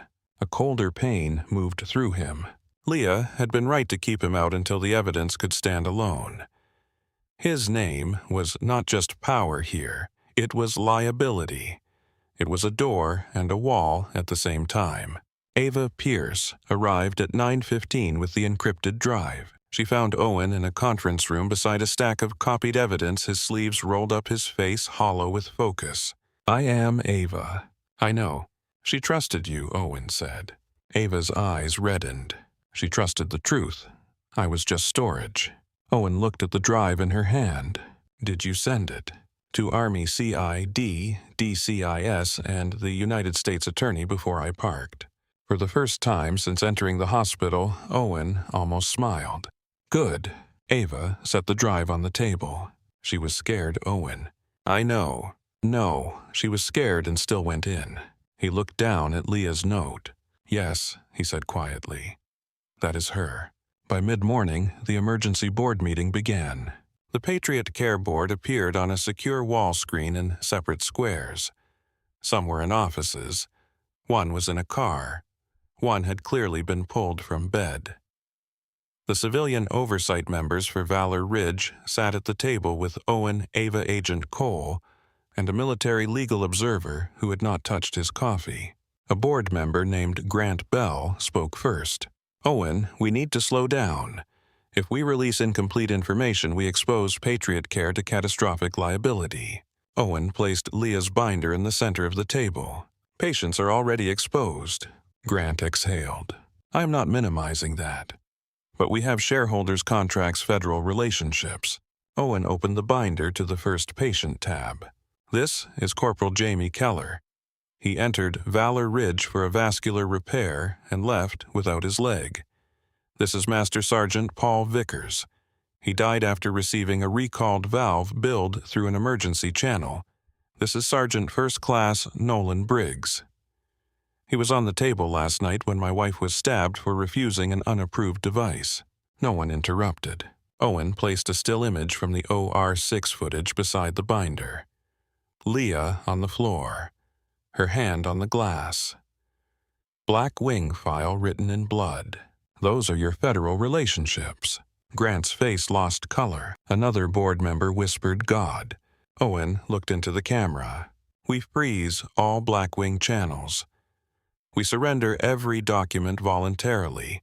We notify affected patients and families. We bring in an external surgical audit team. We establish a compensation fund before a court orders one. And we remove anyone who touched this and chose silence." Grant said that could destroy the company. Owen's voice stayed even. "Then we will find out what part of the company deserves to survive." The vote was not unanimous at first. Then Agent Cole played the footage. After that, it was. The first family arrived just after noon. Maria Vickers came through the main entrance carrying a folded flag in a wooden case. She was smaller than Owen expected. Dark coat, no makeup, wedding ring on a chain around her neck. 2 grown children followed behind her, both wearing faces that looked too young for their grief. She had received a federal call that morning telling her Paul Vickers' surgical device was now part of a criminal investigation. No call like that can be gentle. Owen met her in a private waiting room because he refused to let an administrator do it. Maria listened without crying as he explained what they knew and what they did not yet know. That her husband's valve matched a recalled batch. That the procurement channel appeared fraudulent. that the original report might have been altered. When he finished, she looked at the flag case in her lap. Every Army officer who came to my house told me Paul died from complications. Owen said nothing. They made it sound like weather, something nobody caused. Her thumb moved along the wooden edge of the case. Did my husband die for his country or for someone's invoice? Owen felt the room close around him. He wanted to say no. He wanted to say the right sentence, the one that would make him less responsible and her less shattered. But Leah's note was still in his pocket. Protect the patients, even the dead ones. I do not know all of it yet, Owen said. But I will not let anyone hide the answer from you. Maria looked at him for a long time. Your wife found this. Yes. Then I want to thank her when she wakes up. When Owen repeated, not if. When? Outside the room, the hospital had begun to change shape. Not visibly at first. The walls stayed the same. The lights hummed the same. Patients still needed medications. Surgeons still needed sleep. Families still needed chairs. But fear had started moving in the opposite direction. Nora Whitcomb gave her statement before sunset. She sat in the interview room with both hands wrapped around a paper cup she never drank from. Agent Cole asked clear questions. Nora answered some of them with dates, some with names, some with shame. I heard Voss mention Leah the night before surgery, Nora said. What exactly did you hear? Unstable, contaminated field. First report. Did you warn Captain Hart? Yes. Did you report what you heard? Nora stared at the cup. Number. Why? The silence lasted long enough that the recorder clicked softly. Because I kept thinking someone braver would stop him. Agent Cole's voice softened by 1 degree. And when no one did. Nora looked through the interview room window toward the ICU corridor. Then he found the bravest one. Caleb Rusk arrived from Spokane before dark with a cardboard box of old files and a face that did not know whether to expect apology or arrest. Owen met him in the federal evidence room. Rusk looked at the binder on the table. She got farther than I did. Owen nodded. She did not get there alone. Rusk laughed bitterly. I was not much help. You stayed alive with proof. Rusk's eyes lowered. For a while I thought that was cowardice. Owen looked toward the ICU. No, that was logistics. Rusk gave a tired smile despite himself. By nightfall, Voss was no longer in the consultation room. He had complained of chest pain during questioning and was moved under guard to a secure hospital room. The irony was not lost on anyone. The man who had turned patients into cover stories now lay beneath a monitor, forced to trust the same institution he had poisoned. Owen entered after federal agents cleared the room. Voss sat upright in bed with one wrist cuffed to the rail. His hospital gown looked absurd on him. Small, human, insulting. He smiled when Owen came in. You look tired. Owen stood near the foot of the bed. You look smaller. Voss's smile thinned. Do not mistake this moment for victory. Valor Ridge was failing before I took command. I did what weak people were afraid to do. You bought bad devices and put them in soldiers. I kept operating rooms open. You killed trust. Voss leaned back. Trust does not fund hospitals. Owen looked at the monitor tracing Voss's steady heartbeat. No, but fraud funds prisons.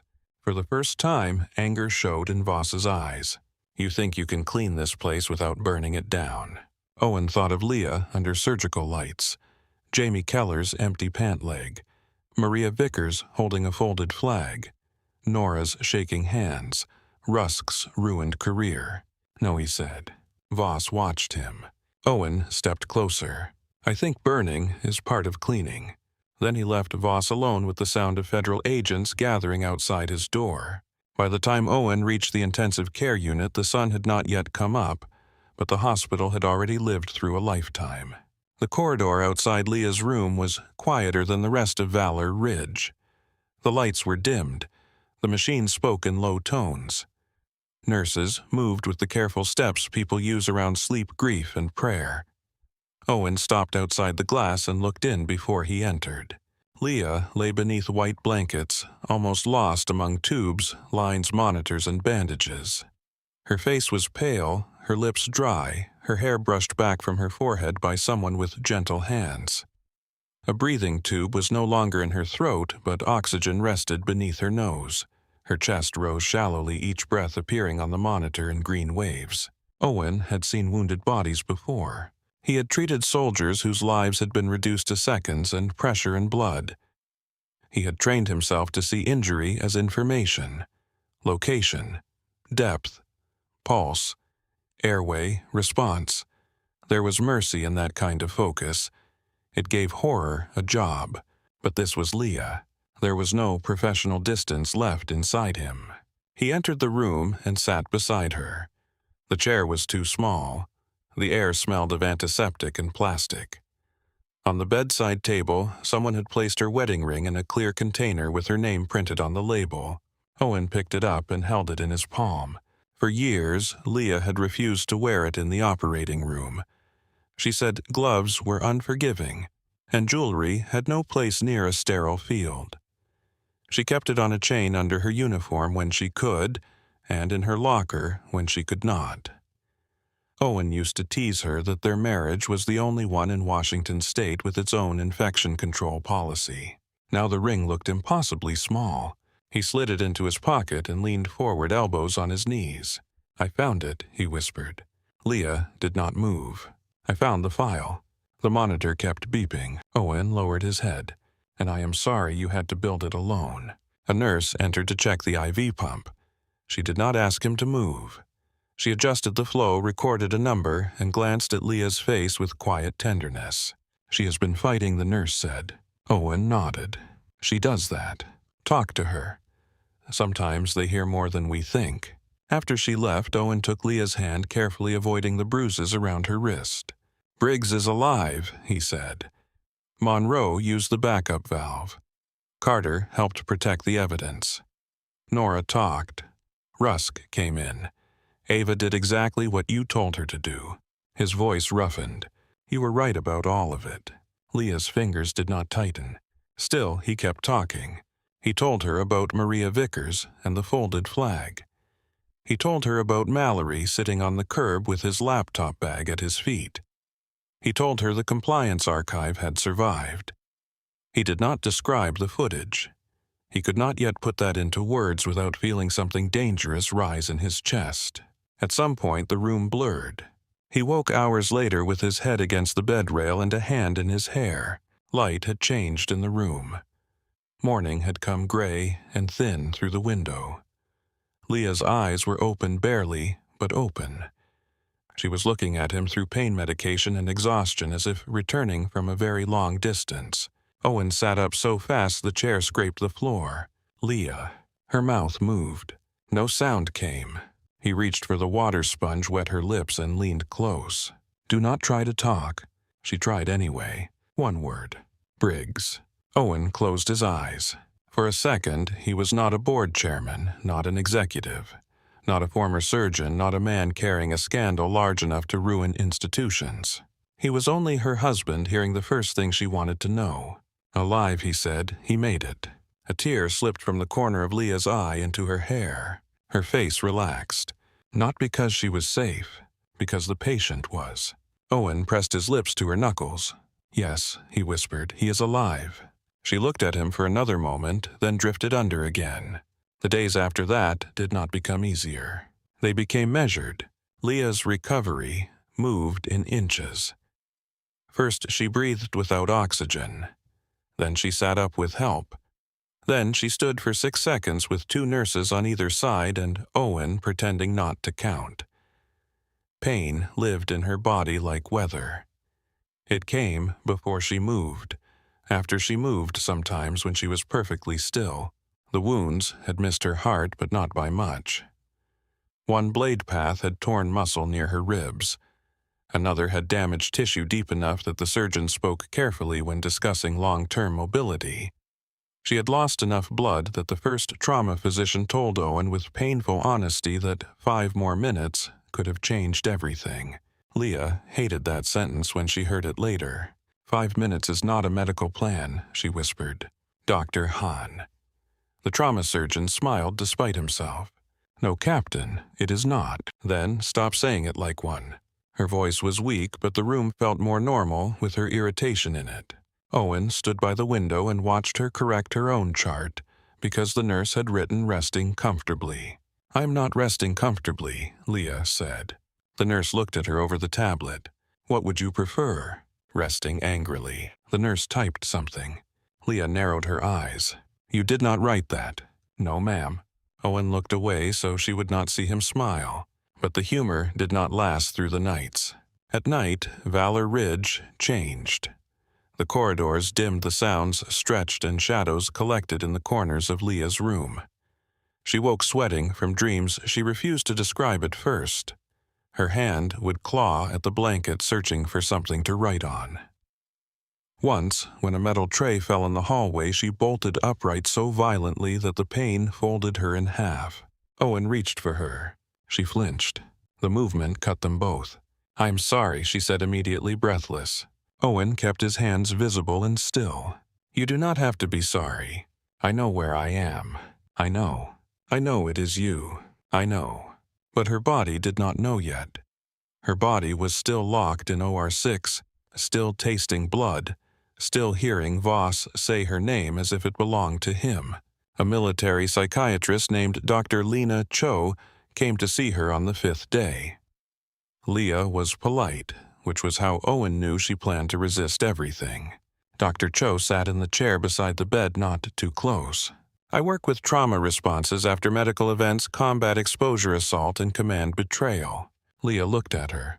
"That is a very specific business card. It has terrible font." Leah almost smiled. Dr. Cho waited, then said, "Captain Hart, you know how the nervous system works." "Yes." "Then you know intelligence does not prevent trauma." "I did not say I was fine." "No, you're saying it with your jaw." Owen stared at the floor to hide his reaction. Leah gave him a look. "Do not enjoy this." "I am not enjoying anything." "You are enjoying her." Dr. Cho said most spouses do when I am correct. For the first time since the attack, Leah laughed. It was small and painful, and she immediately pressed a hand to her side, but the sound changed the room. That afternoon, Owen stepped into the corridor while Dr. Cho continued. He found Major Elise Monroe standing by the window near the nurse station, still in surgical blues, hair pulled back, face drawn from too little sleep. "How is Briggs?" Owen asked. Awake, confused, angry no one let him die dramatically. Owen exhaled almost a laugh. "That sounds promising." Monroe looked toward Leah's room. She asked about him first. "Yes, I knew she would." For a while they stood in silence. Then Monroe said, "I should have seen it sooner." Owen turned his head. The device, Voss, the pressure, the substitutions, the way people stopped arguing after he entered rooms. "You stopped him," after Leah bled for it. Owen did not answer quickly. Monroe looked at her own hands. "I have opened chests in combat zones. I have operated through mortar fire. I have heard men pray under anesthesia. Last night I froze for half a second because the danger had a familiar voice." Owen understood that better than he wanted to. He counted on that. "Yes," Monroe said, "he did." Across the ICU, Nora Whitcomb stood outside Leah's door holding a paper cup and not drinking from it. She had been there every day but had not entered. Owen saw her and after a moment walked over. "She is awake more now," he said. Nora nodded. "I know. You can go in." Her eyes stayed on the floor. "I do not know if I have the right. That is not my call. Number." Inside the room, Leah turned her head and saw Nora through the glass. For a long second, neither woman moved. Then Leah lifted 2 fingers. "Come in." Nora's face broke before she opened the door. She stepped inside with the slow walk of someone approaching a grave. Leah watched her without softness and without cruelty. Nora stopped at the foot of the bed. "I should have done more." Leah's voice was still rough. "Yes." Nora closed her eyes. Owen looked away. The word had landed hard because it was true. Leah continued. "You were afraid." "Yes, so was I." Nora nodded, tears falling freely now. "I heard enough to stop him sooner. I told myself pieces were not proof. I told myself if I spoke and was wrong, I would ruin people. I told myself I could protect staff quietly. Leah looked at her. Quiet protection is what dangerous people prefer. Nora covered her mouth. I know. The machines hummed between them. Then Leah said Carter told the truth. Nora looked up. He did. Rusk came back. Yes. You are talking now. Yes. Leah closed her eyes for a moment, exhausted. Then keep talking. Nora nodded, unable to speak. The federal case grew faster than Leah could heal. Investigators sealed procurement offices. Agents removed servers from locked rooms. Digital forensics teams traced payment routes through shell vendors and consulting agreements with names designed to sound boring enough to escape memory. A surgical audit team began matching every implant record from the last 4 years against manufacturer databases' recall notices and patient outcomes. The numbers changed daily. 12 compromised cases became 26. 26 became 41. Then 57. Not all were fatal. Not all were catastrophic. Some patients had recovered without knowing the device inside them had traveled through a fraudulent channel. Others had lived for years with pain explained away as scar tissue nerve response age, bad luck. Bad luck became a phrase people at Valor Ridge began to hate. Army CID opened a parallel investigation into command misconduct. DCIS followed the defense contract money. The United States Attorney's Office prepared charges. The Food and Drug Administration joined after unapproved devices were identified. Congressional staff began calling before the first week ended. Voss was removed from command. The official notice used careful language, but nobody inside Valor Ridge needed careful language anymore. They had seen the blood on the glass. Mallory signed a cooperation agreement after 3 days. His attorney sat beside him while he gave names, dates, account paths, and the locations of 2 off-site storage units. In one unit, agents found boxes of device packaging, altered labels, and shredded records bagged but never destroyed. In another, they found a safe containing cash foreign account documents and a hard drive labeled training media. There was no training media on it. There were spreadsheets, payments, patient numbers, risk categories. Leah read none of the reports at first. Owen kept them away because the doctors told him stress would slow her recovery. Leah tolerated that for 3 days, then looked at him over a bowl of hospital soup and said, "You have exactly 1 minute to stop treating me like a decorative witness." Owen set down his coffee. "I was trying to protect you." "I know, stop." He nodded. "I can give you summaries." "Documents." Leah. "Documents, Owen." He held her gaze, then pulled a folder from his bag. He had brought it because he knew who he was married to. She read slowly, resting between pages. Her face did not change often, but Owen saw when it did. When she reached Paul Vickers, her fingers tightened. When she reached Jamie Keller, she whispered, "Damn it." When she reached the section where Patriot Care automated reviews had cleared emergency exceptions without human escalation, she looked at Owen. He did not defend it. She waited. He said, "We missed it." "Yes, I missed it." "Yes." The word hurt. It also steadied him. Leah closed the folder. "What are you doing about it?" "Everything I can find." "That is not a plan." "Number. What is the plan?" Owen took a breath. "Independent audit across all Patriot Care-supported facilities. Immediate suspension of emergency procurement shortcuts unless cleared outside command. Full disclosure to affected patients. Compensation fund. Protected reporting line outside hospital leadership. Review of every executive who signed off on automated exceptions." Leah watched him. "And you're bored. Unhappy. Good.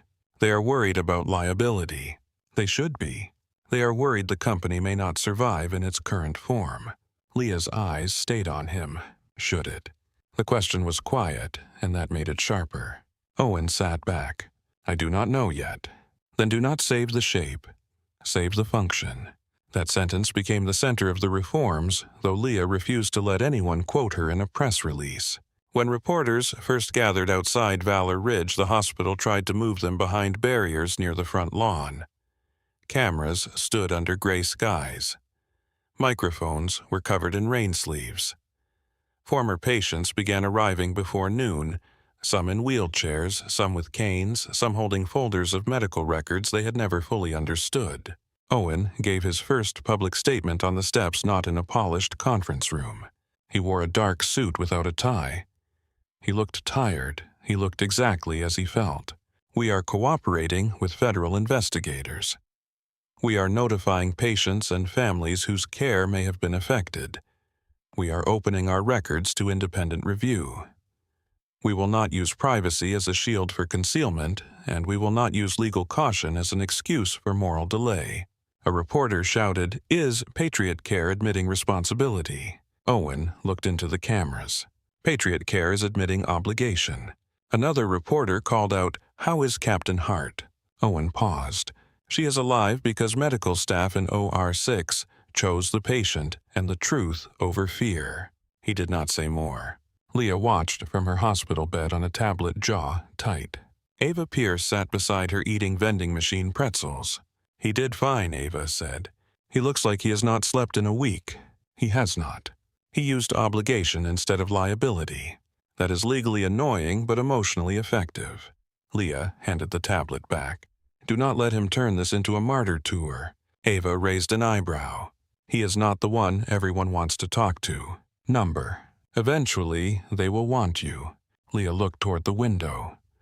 Rain tapped softly against the glass. Eventually is not today.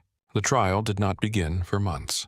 By then, Leah had left the hospital, returned twice for procedures, learned to sleep in 90-minute pieces, and taken her first slow walk around the lake with Owen beside her, both of them pretending it was not a major event.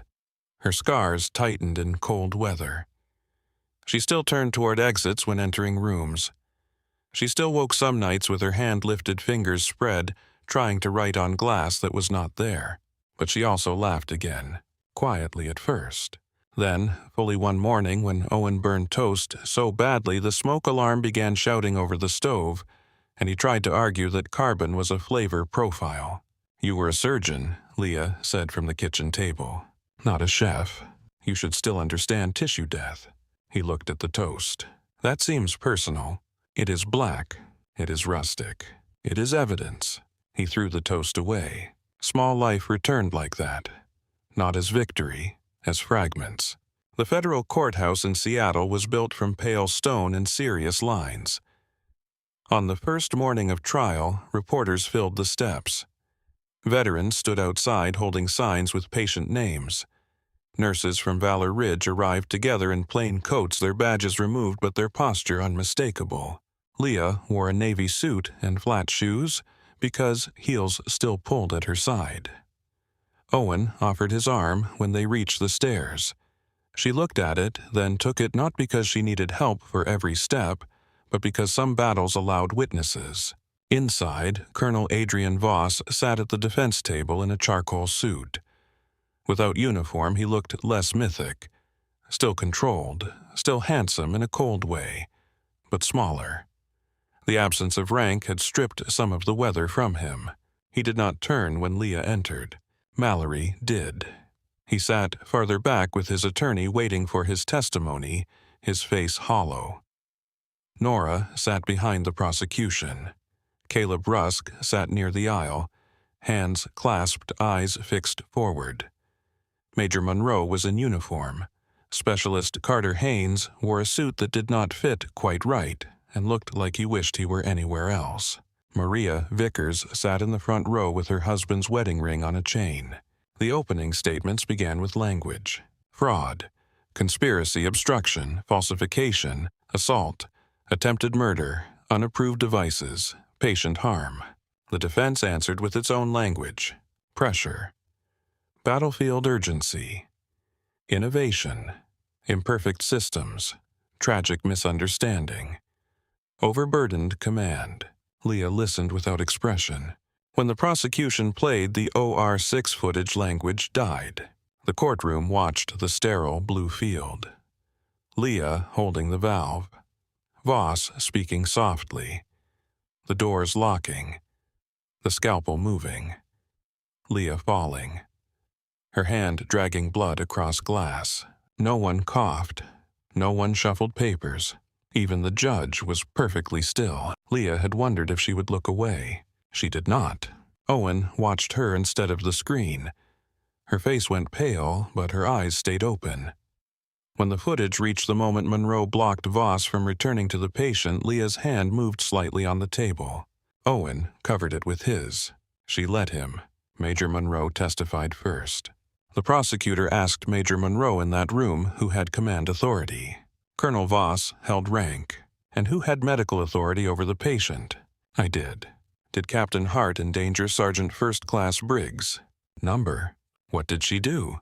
She identified an unsafe device and refused to pass it into a living patient. Did Colonel Voss attempt to restrain her? Monroe's jaw tightened. No, he attacked her.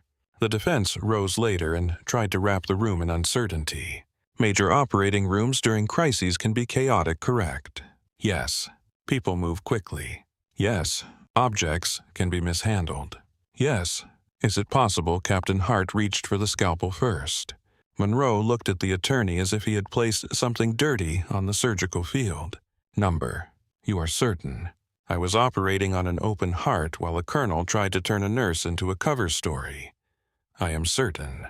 A murmur moved through the courtroom before the judge silenced it. Carter testified the next day. He gripped the witness stand with both hands. His voice shook when he described the doors locking. It almost broke when he described Leah crawling toward the glass. The prosecutor gave him time. What did Colonel Voss say to you? Carter swallowed. He told me to remember my rank. What did you understand that to mean? That I should shut up. Did you? No, ma'am. Why not? Carter looked toward Leah. Because Captain Hart was bleeding, and Sergeant Briggs was still on the table, and I knew if I obeyed the wrong order, I would hear it for the rest of my life. Nora testified after him.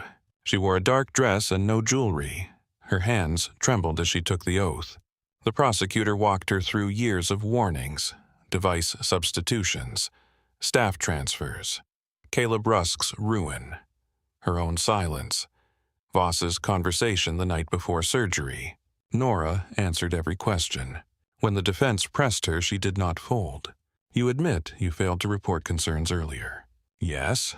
You admit you had no complete proof. Yes. You admit your testimony today may help protect you from professional consequences. Nora lifted her eyes. Number. The attorney paused. Number. My testimony will not protect me from what I did not do. Nothing will. I am here because Captain Hart did what I was afraid to do, and I am done being useful to the wrong people. Caleb Rusk testified with a box of old records and a steadiness he had not had in the diner. The charges that had destroyed his career were exposed as fabricated. The drugs planted. The report altered. The investigation steered by people now under indictment. When the prosecutor asked what he lost, Rusk looked down. My job, my marriage, my reputation. For a while, my name. And why did you keep the records? He looked at Voss. Because someday, someone would need proof that the first lie was not the truth. Maria Vickers gave her victim impact statement during sentencing after the convictions came down. Voss had been found guilty on the main counts: attempted murder, conspiracy, fraud, obstruction, falsification of medical records, distribution of unapproved medical devices through a fraudulent procurement channel. Several charges tied directly to patient deaths remained under separate civil and military actions, but the verdict was enough to remove the last illusion of ambiguity. The courtroom was full when Maria approached the lectern. She carried no papers, only Paul's wedding ring. My husband survived 3 deployments, she said. He came home with scars, bad knees, hearing loss, and a laugh that filled every room before he entered it. Her voice stayed steady. He trusted Valor Ridge because soldiers are taught to trust the people wearing the same mission on their walls. When he died, I was told it was a complication. That word sat in my house for 3 years. It sat at my table, It sat beside me at night. It made his death sound like weather. She turned toward Voss. You called him an outcome. You called him a risk category. You called him acceptable. She placed the ring on the lectern. His name was Paul. No one moved. The judge spoke for a long time before sentencing Voss, but one passage stayed with everyone in the room. Medicine is built on trust. Military medicine carries an even heavier burden because its patients have already placed their bodies in service. You used that trust as camouflage. You turned urgency into a marketplace and obedience into a weapon. Voss received a long federal sentence. Mallory received less because of cooperation, though the judge made clear cooperation was not redemption. Other contractors and administrators faced separate charges. Several board members resigned before subpoenas reached them. 2 tried to resign quietly and discovered quiet was no longer available. After the sentencing, Leah stepped into the courthouse hallway and found herself surrounded by sound. Reporters calling her name. Cameras flashing. Veterans applauding. Nurses crying. Families waiting. Owen leaned close. We can go out the side. Leah looked at the crowd. For months, people had spoken about her. Brave nurse, whistleblower, survivor, hero. She hated how small those words made the actual thing feel. They turned terror into a headline and endurance into a pose. But then she saw Maria Vickers standing near the wall. Maria did not clap. She simply nodded. Leah walked to her. For a moment, neither woman spoke. Then Maria took Leah's hands carefully. Thank you for saying his name in the file. Leah felt the words strike deeper than praise. I am sorry I did not find it sooner. Maria shook her head. You found it while they were still lying. That matters. Leah could not answer. Maria squeezed her hands once and let go. Valor Ridge did not transform overnight. That was important. The same walls remained. The same elevators jammed. The same cafeteria coffee tasted like burnt cardboard. Some people left because shame was too heavy. Some stayed because repair was harder than escape. Some, who had been loud about loyalty, became quiet when loyalty required testimony. The reforms began with the name no one loved at first, the Open Field Standard. Leah refused to let Owen put her name on it. Owen refused to let the board turn it into a branding campaign. Ava threatened to personally destroy any brochure that used the phrase moving forward with confidence. So the plan stayed plain. An outside ethics board received authority beyond hospital command. Surgical implant tracking became visible to clinical teams in real time. Every device required manufacturer verification before use, except under documented life-threatening emergency review. Whistleblower reports bypassed local leadership and went directly to an independent federal compliance channel. Operating room archive systems gained protected redundancy controlled by separate legal keys. Staff retaliation triggered automatic external review. Patients and families affected by Blackwing received direct disclosure medical reassessment and access to the compensation fund. Owen stood in the first staff meeting after the plan took effect, facing hundreds of employees in the same auditorium where Voss had once spoken. The banner behind him had been removed. No slogan replaced it. Leah sat in the back beside Nora. She still tired easily, and the chair hurt her side, but she wanted to hear this. Owen looked out at the room. A hospital does not fail only when someone evil gives an order. It fails when good people have no safe way to refuse one. Leah watched the staff take that in. He continued, "This place will no longer require courage as the price of reporting danger. Courage is admirable. It is not a system." Nora lowered her eyes. Major Monroe stood near the side wall with her arms folded. Carter, now promoted and applying to nursing programs, sat 3 rows ahead, taking notes he probably did not need. Owen finished without drama. If a patient is unconscious, the room owes them more truth, not less. No applause came at first. Then someone began clapping. Not hard, not for show. Others joined. Leah did not clap. Her side hurt. But she looked at Owen, and he saw the approval before she looked away. Spring came to Tacoma slowly. Rain softened. The lake behind Leah and Owen's house turned silver in the mornings. Moss brightened along the stones. Leah began physical therapy outdoors when weather allowed, walking down the path in slow loops, while Owen pretended not to hover from exactly 10 steps away. One afternoon, she stopped at the end of the dock and looked across the water. "You can come closer," she said. Owen walked to her side. "I was giving you space. You were monitoring from a distance. That is emotionally different." "No, it is not." He smiled. She took his hand. For a while, they stood there watching wind move across the lake. "I'm going back," Leah said. Owen did not ask where. His hand tightened once, then relaxed because he knew she felt it. When? Soon. Clinical duty. Observation first, then limited shift, then OR. The last word hung between them. Owen looked out across the water. "You do not have to prove anything in that room." "I know." "Do you?" She turned to him. "I am not going back for proof."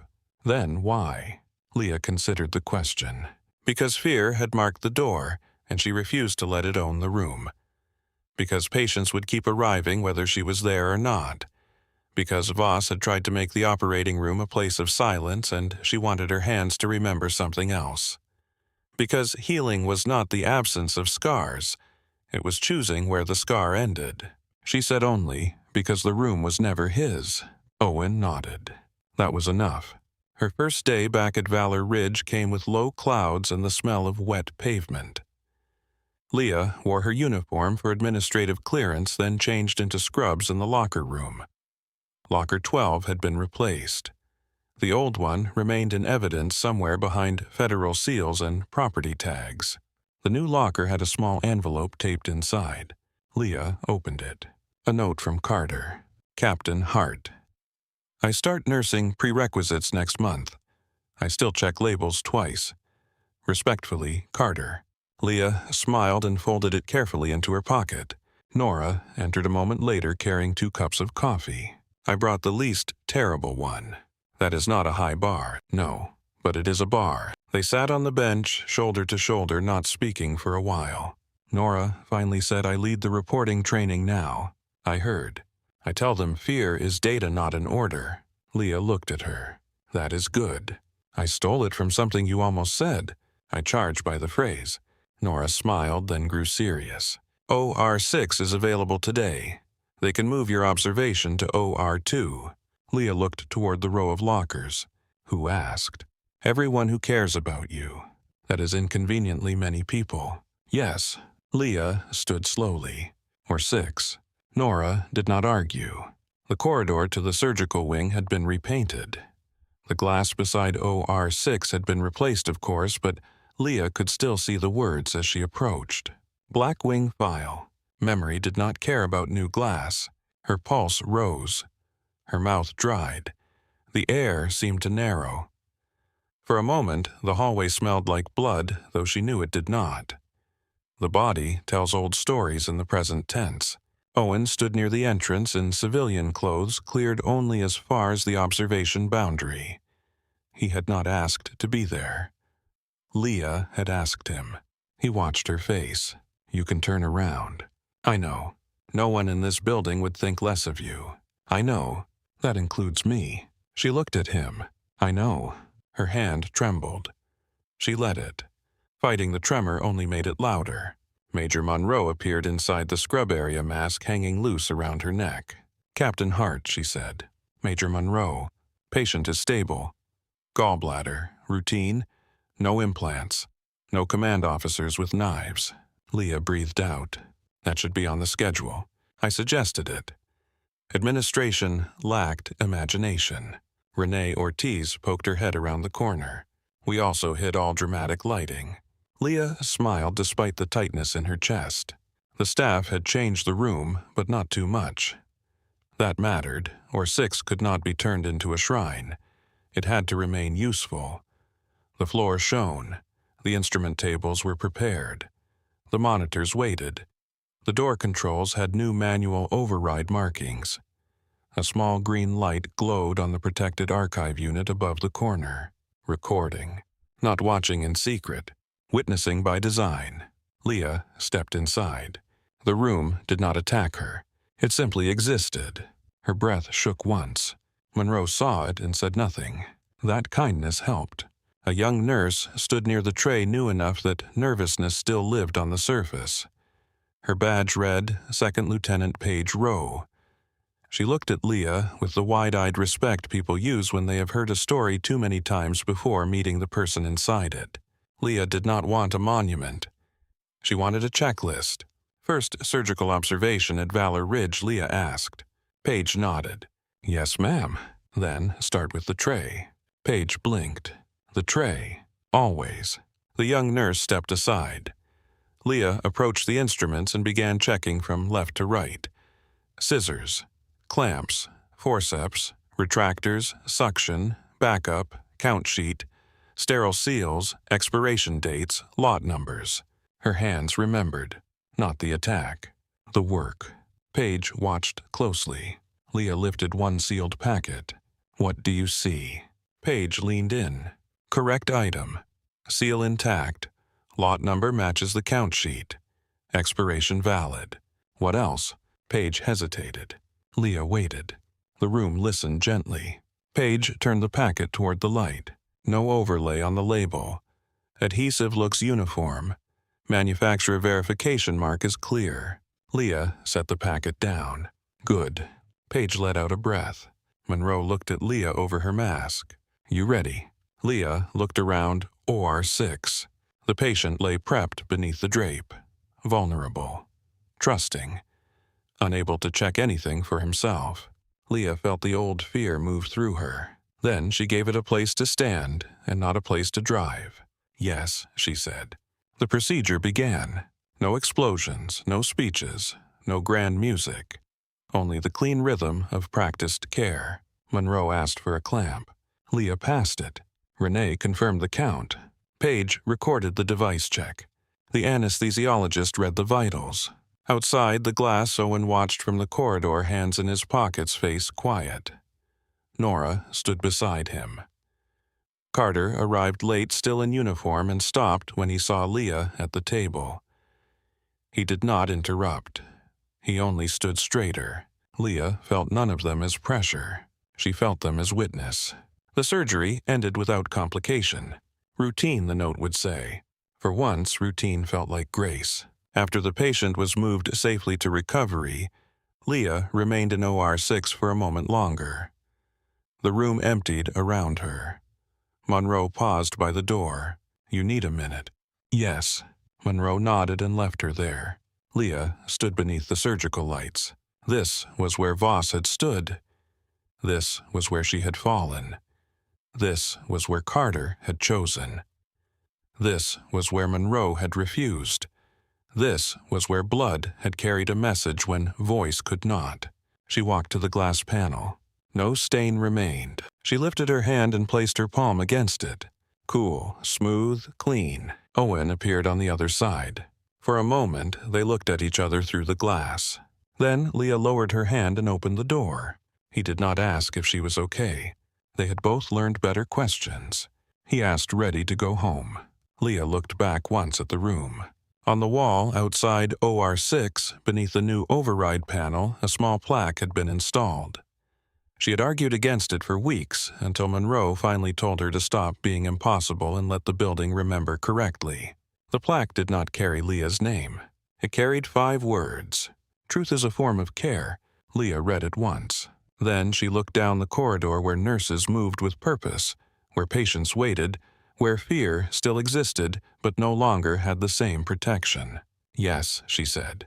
And together they walked out of the surgical wing while behind them, OR6 stayed open for the next patient.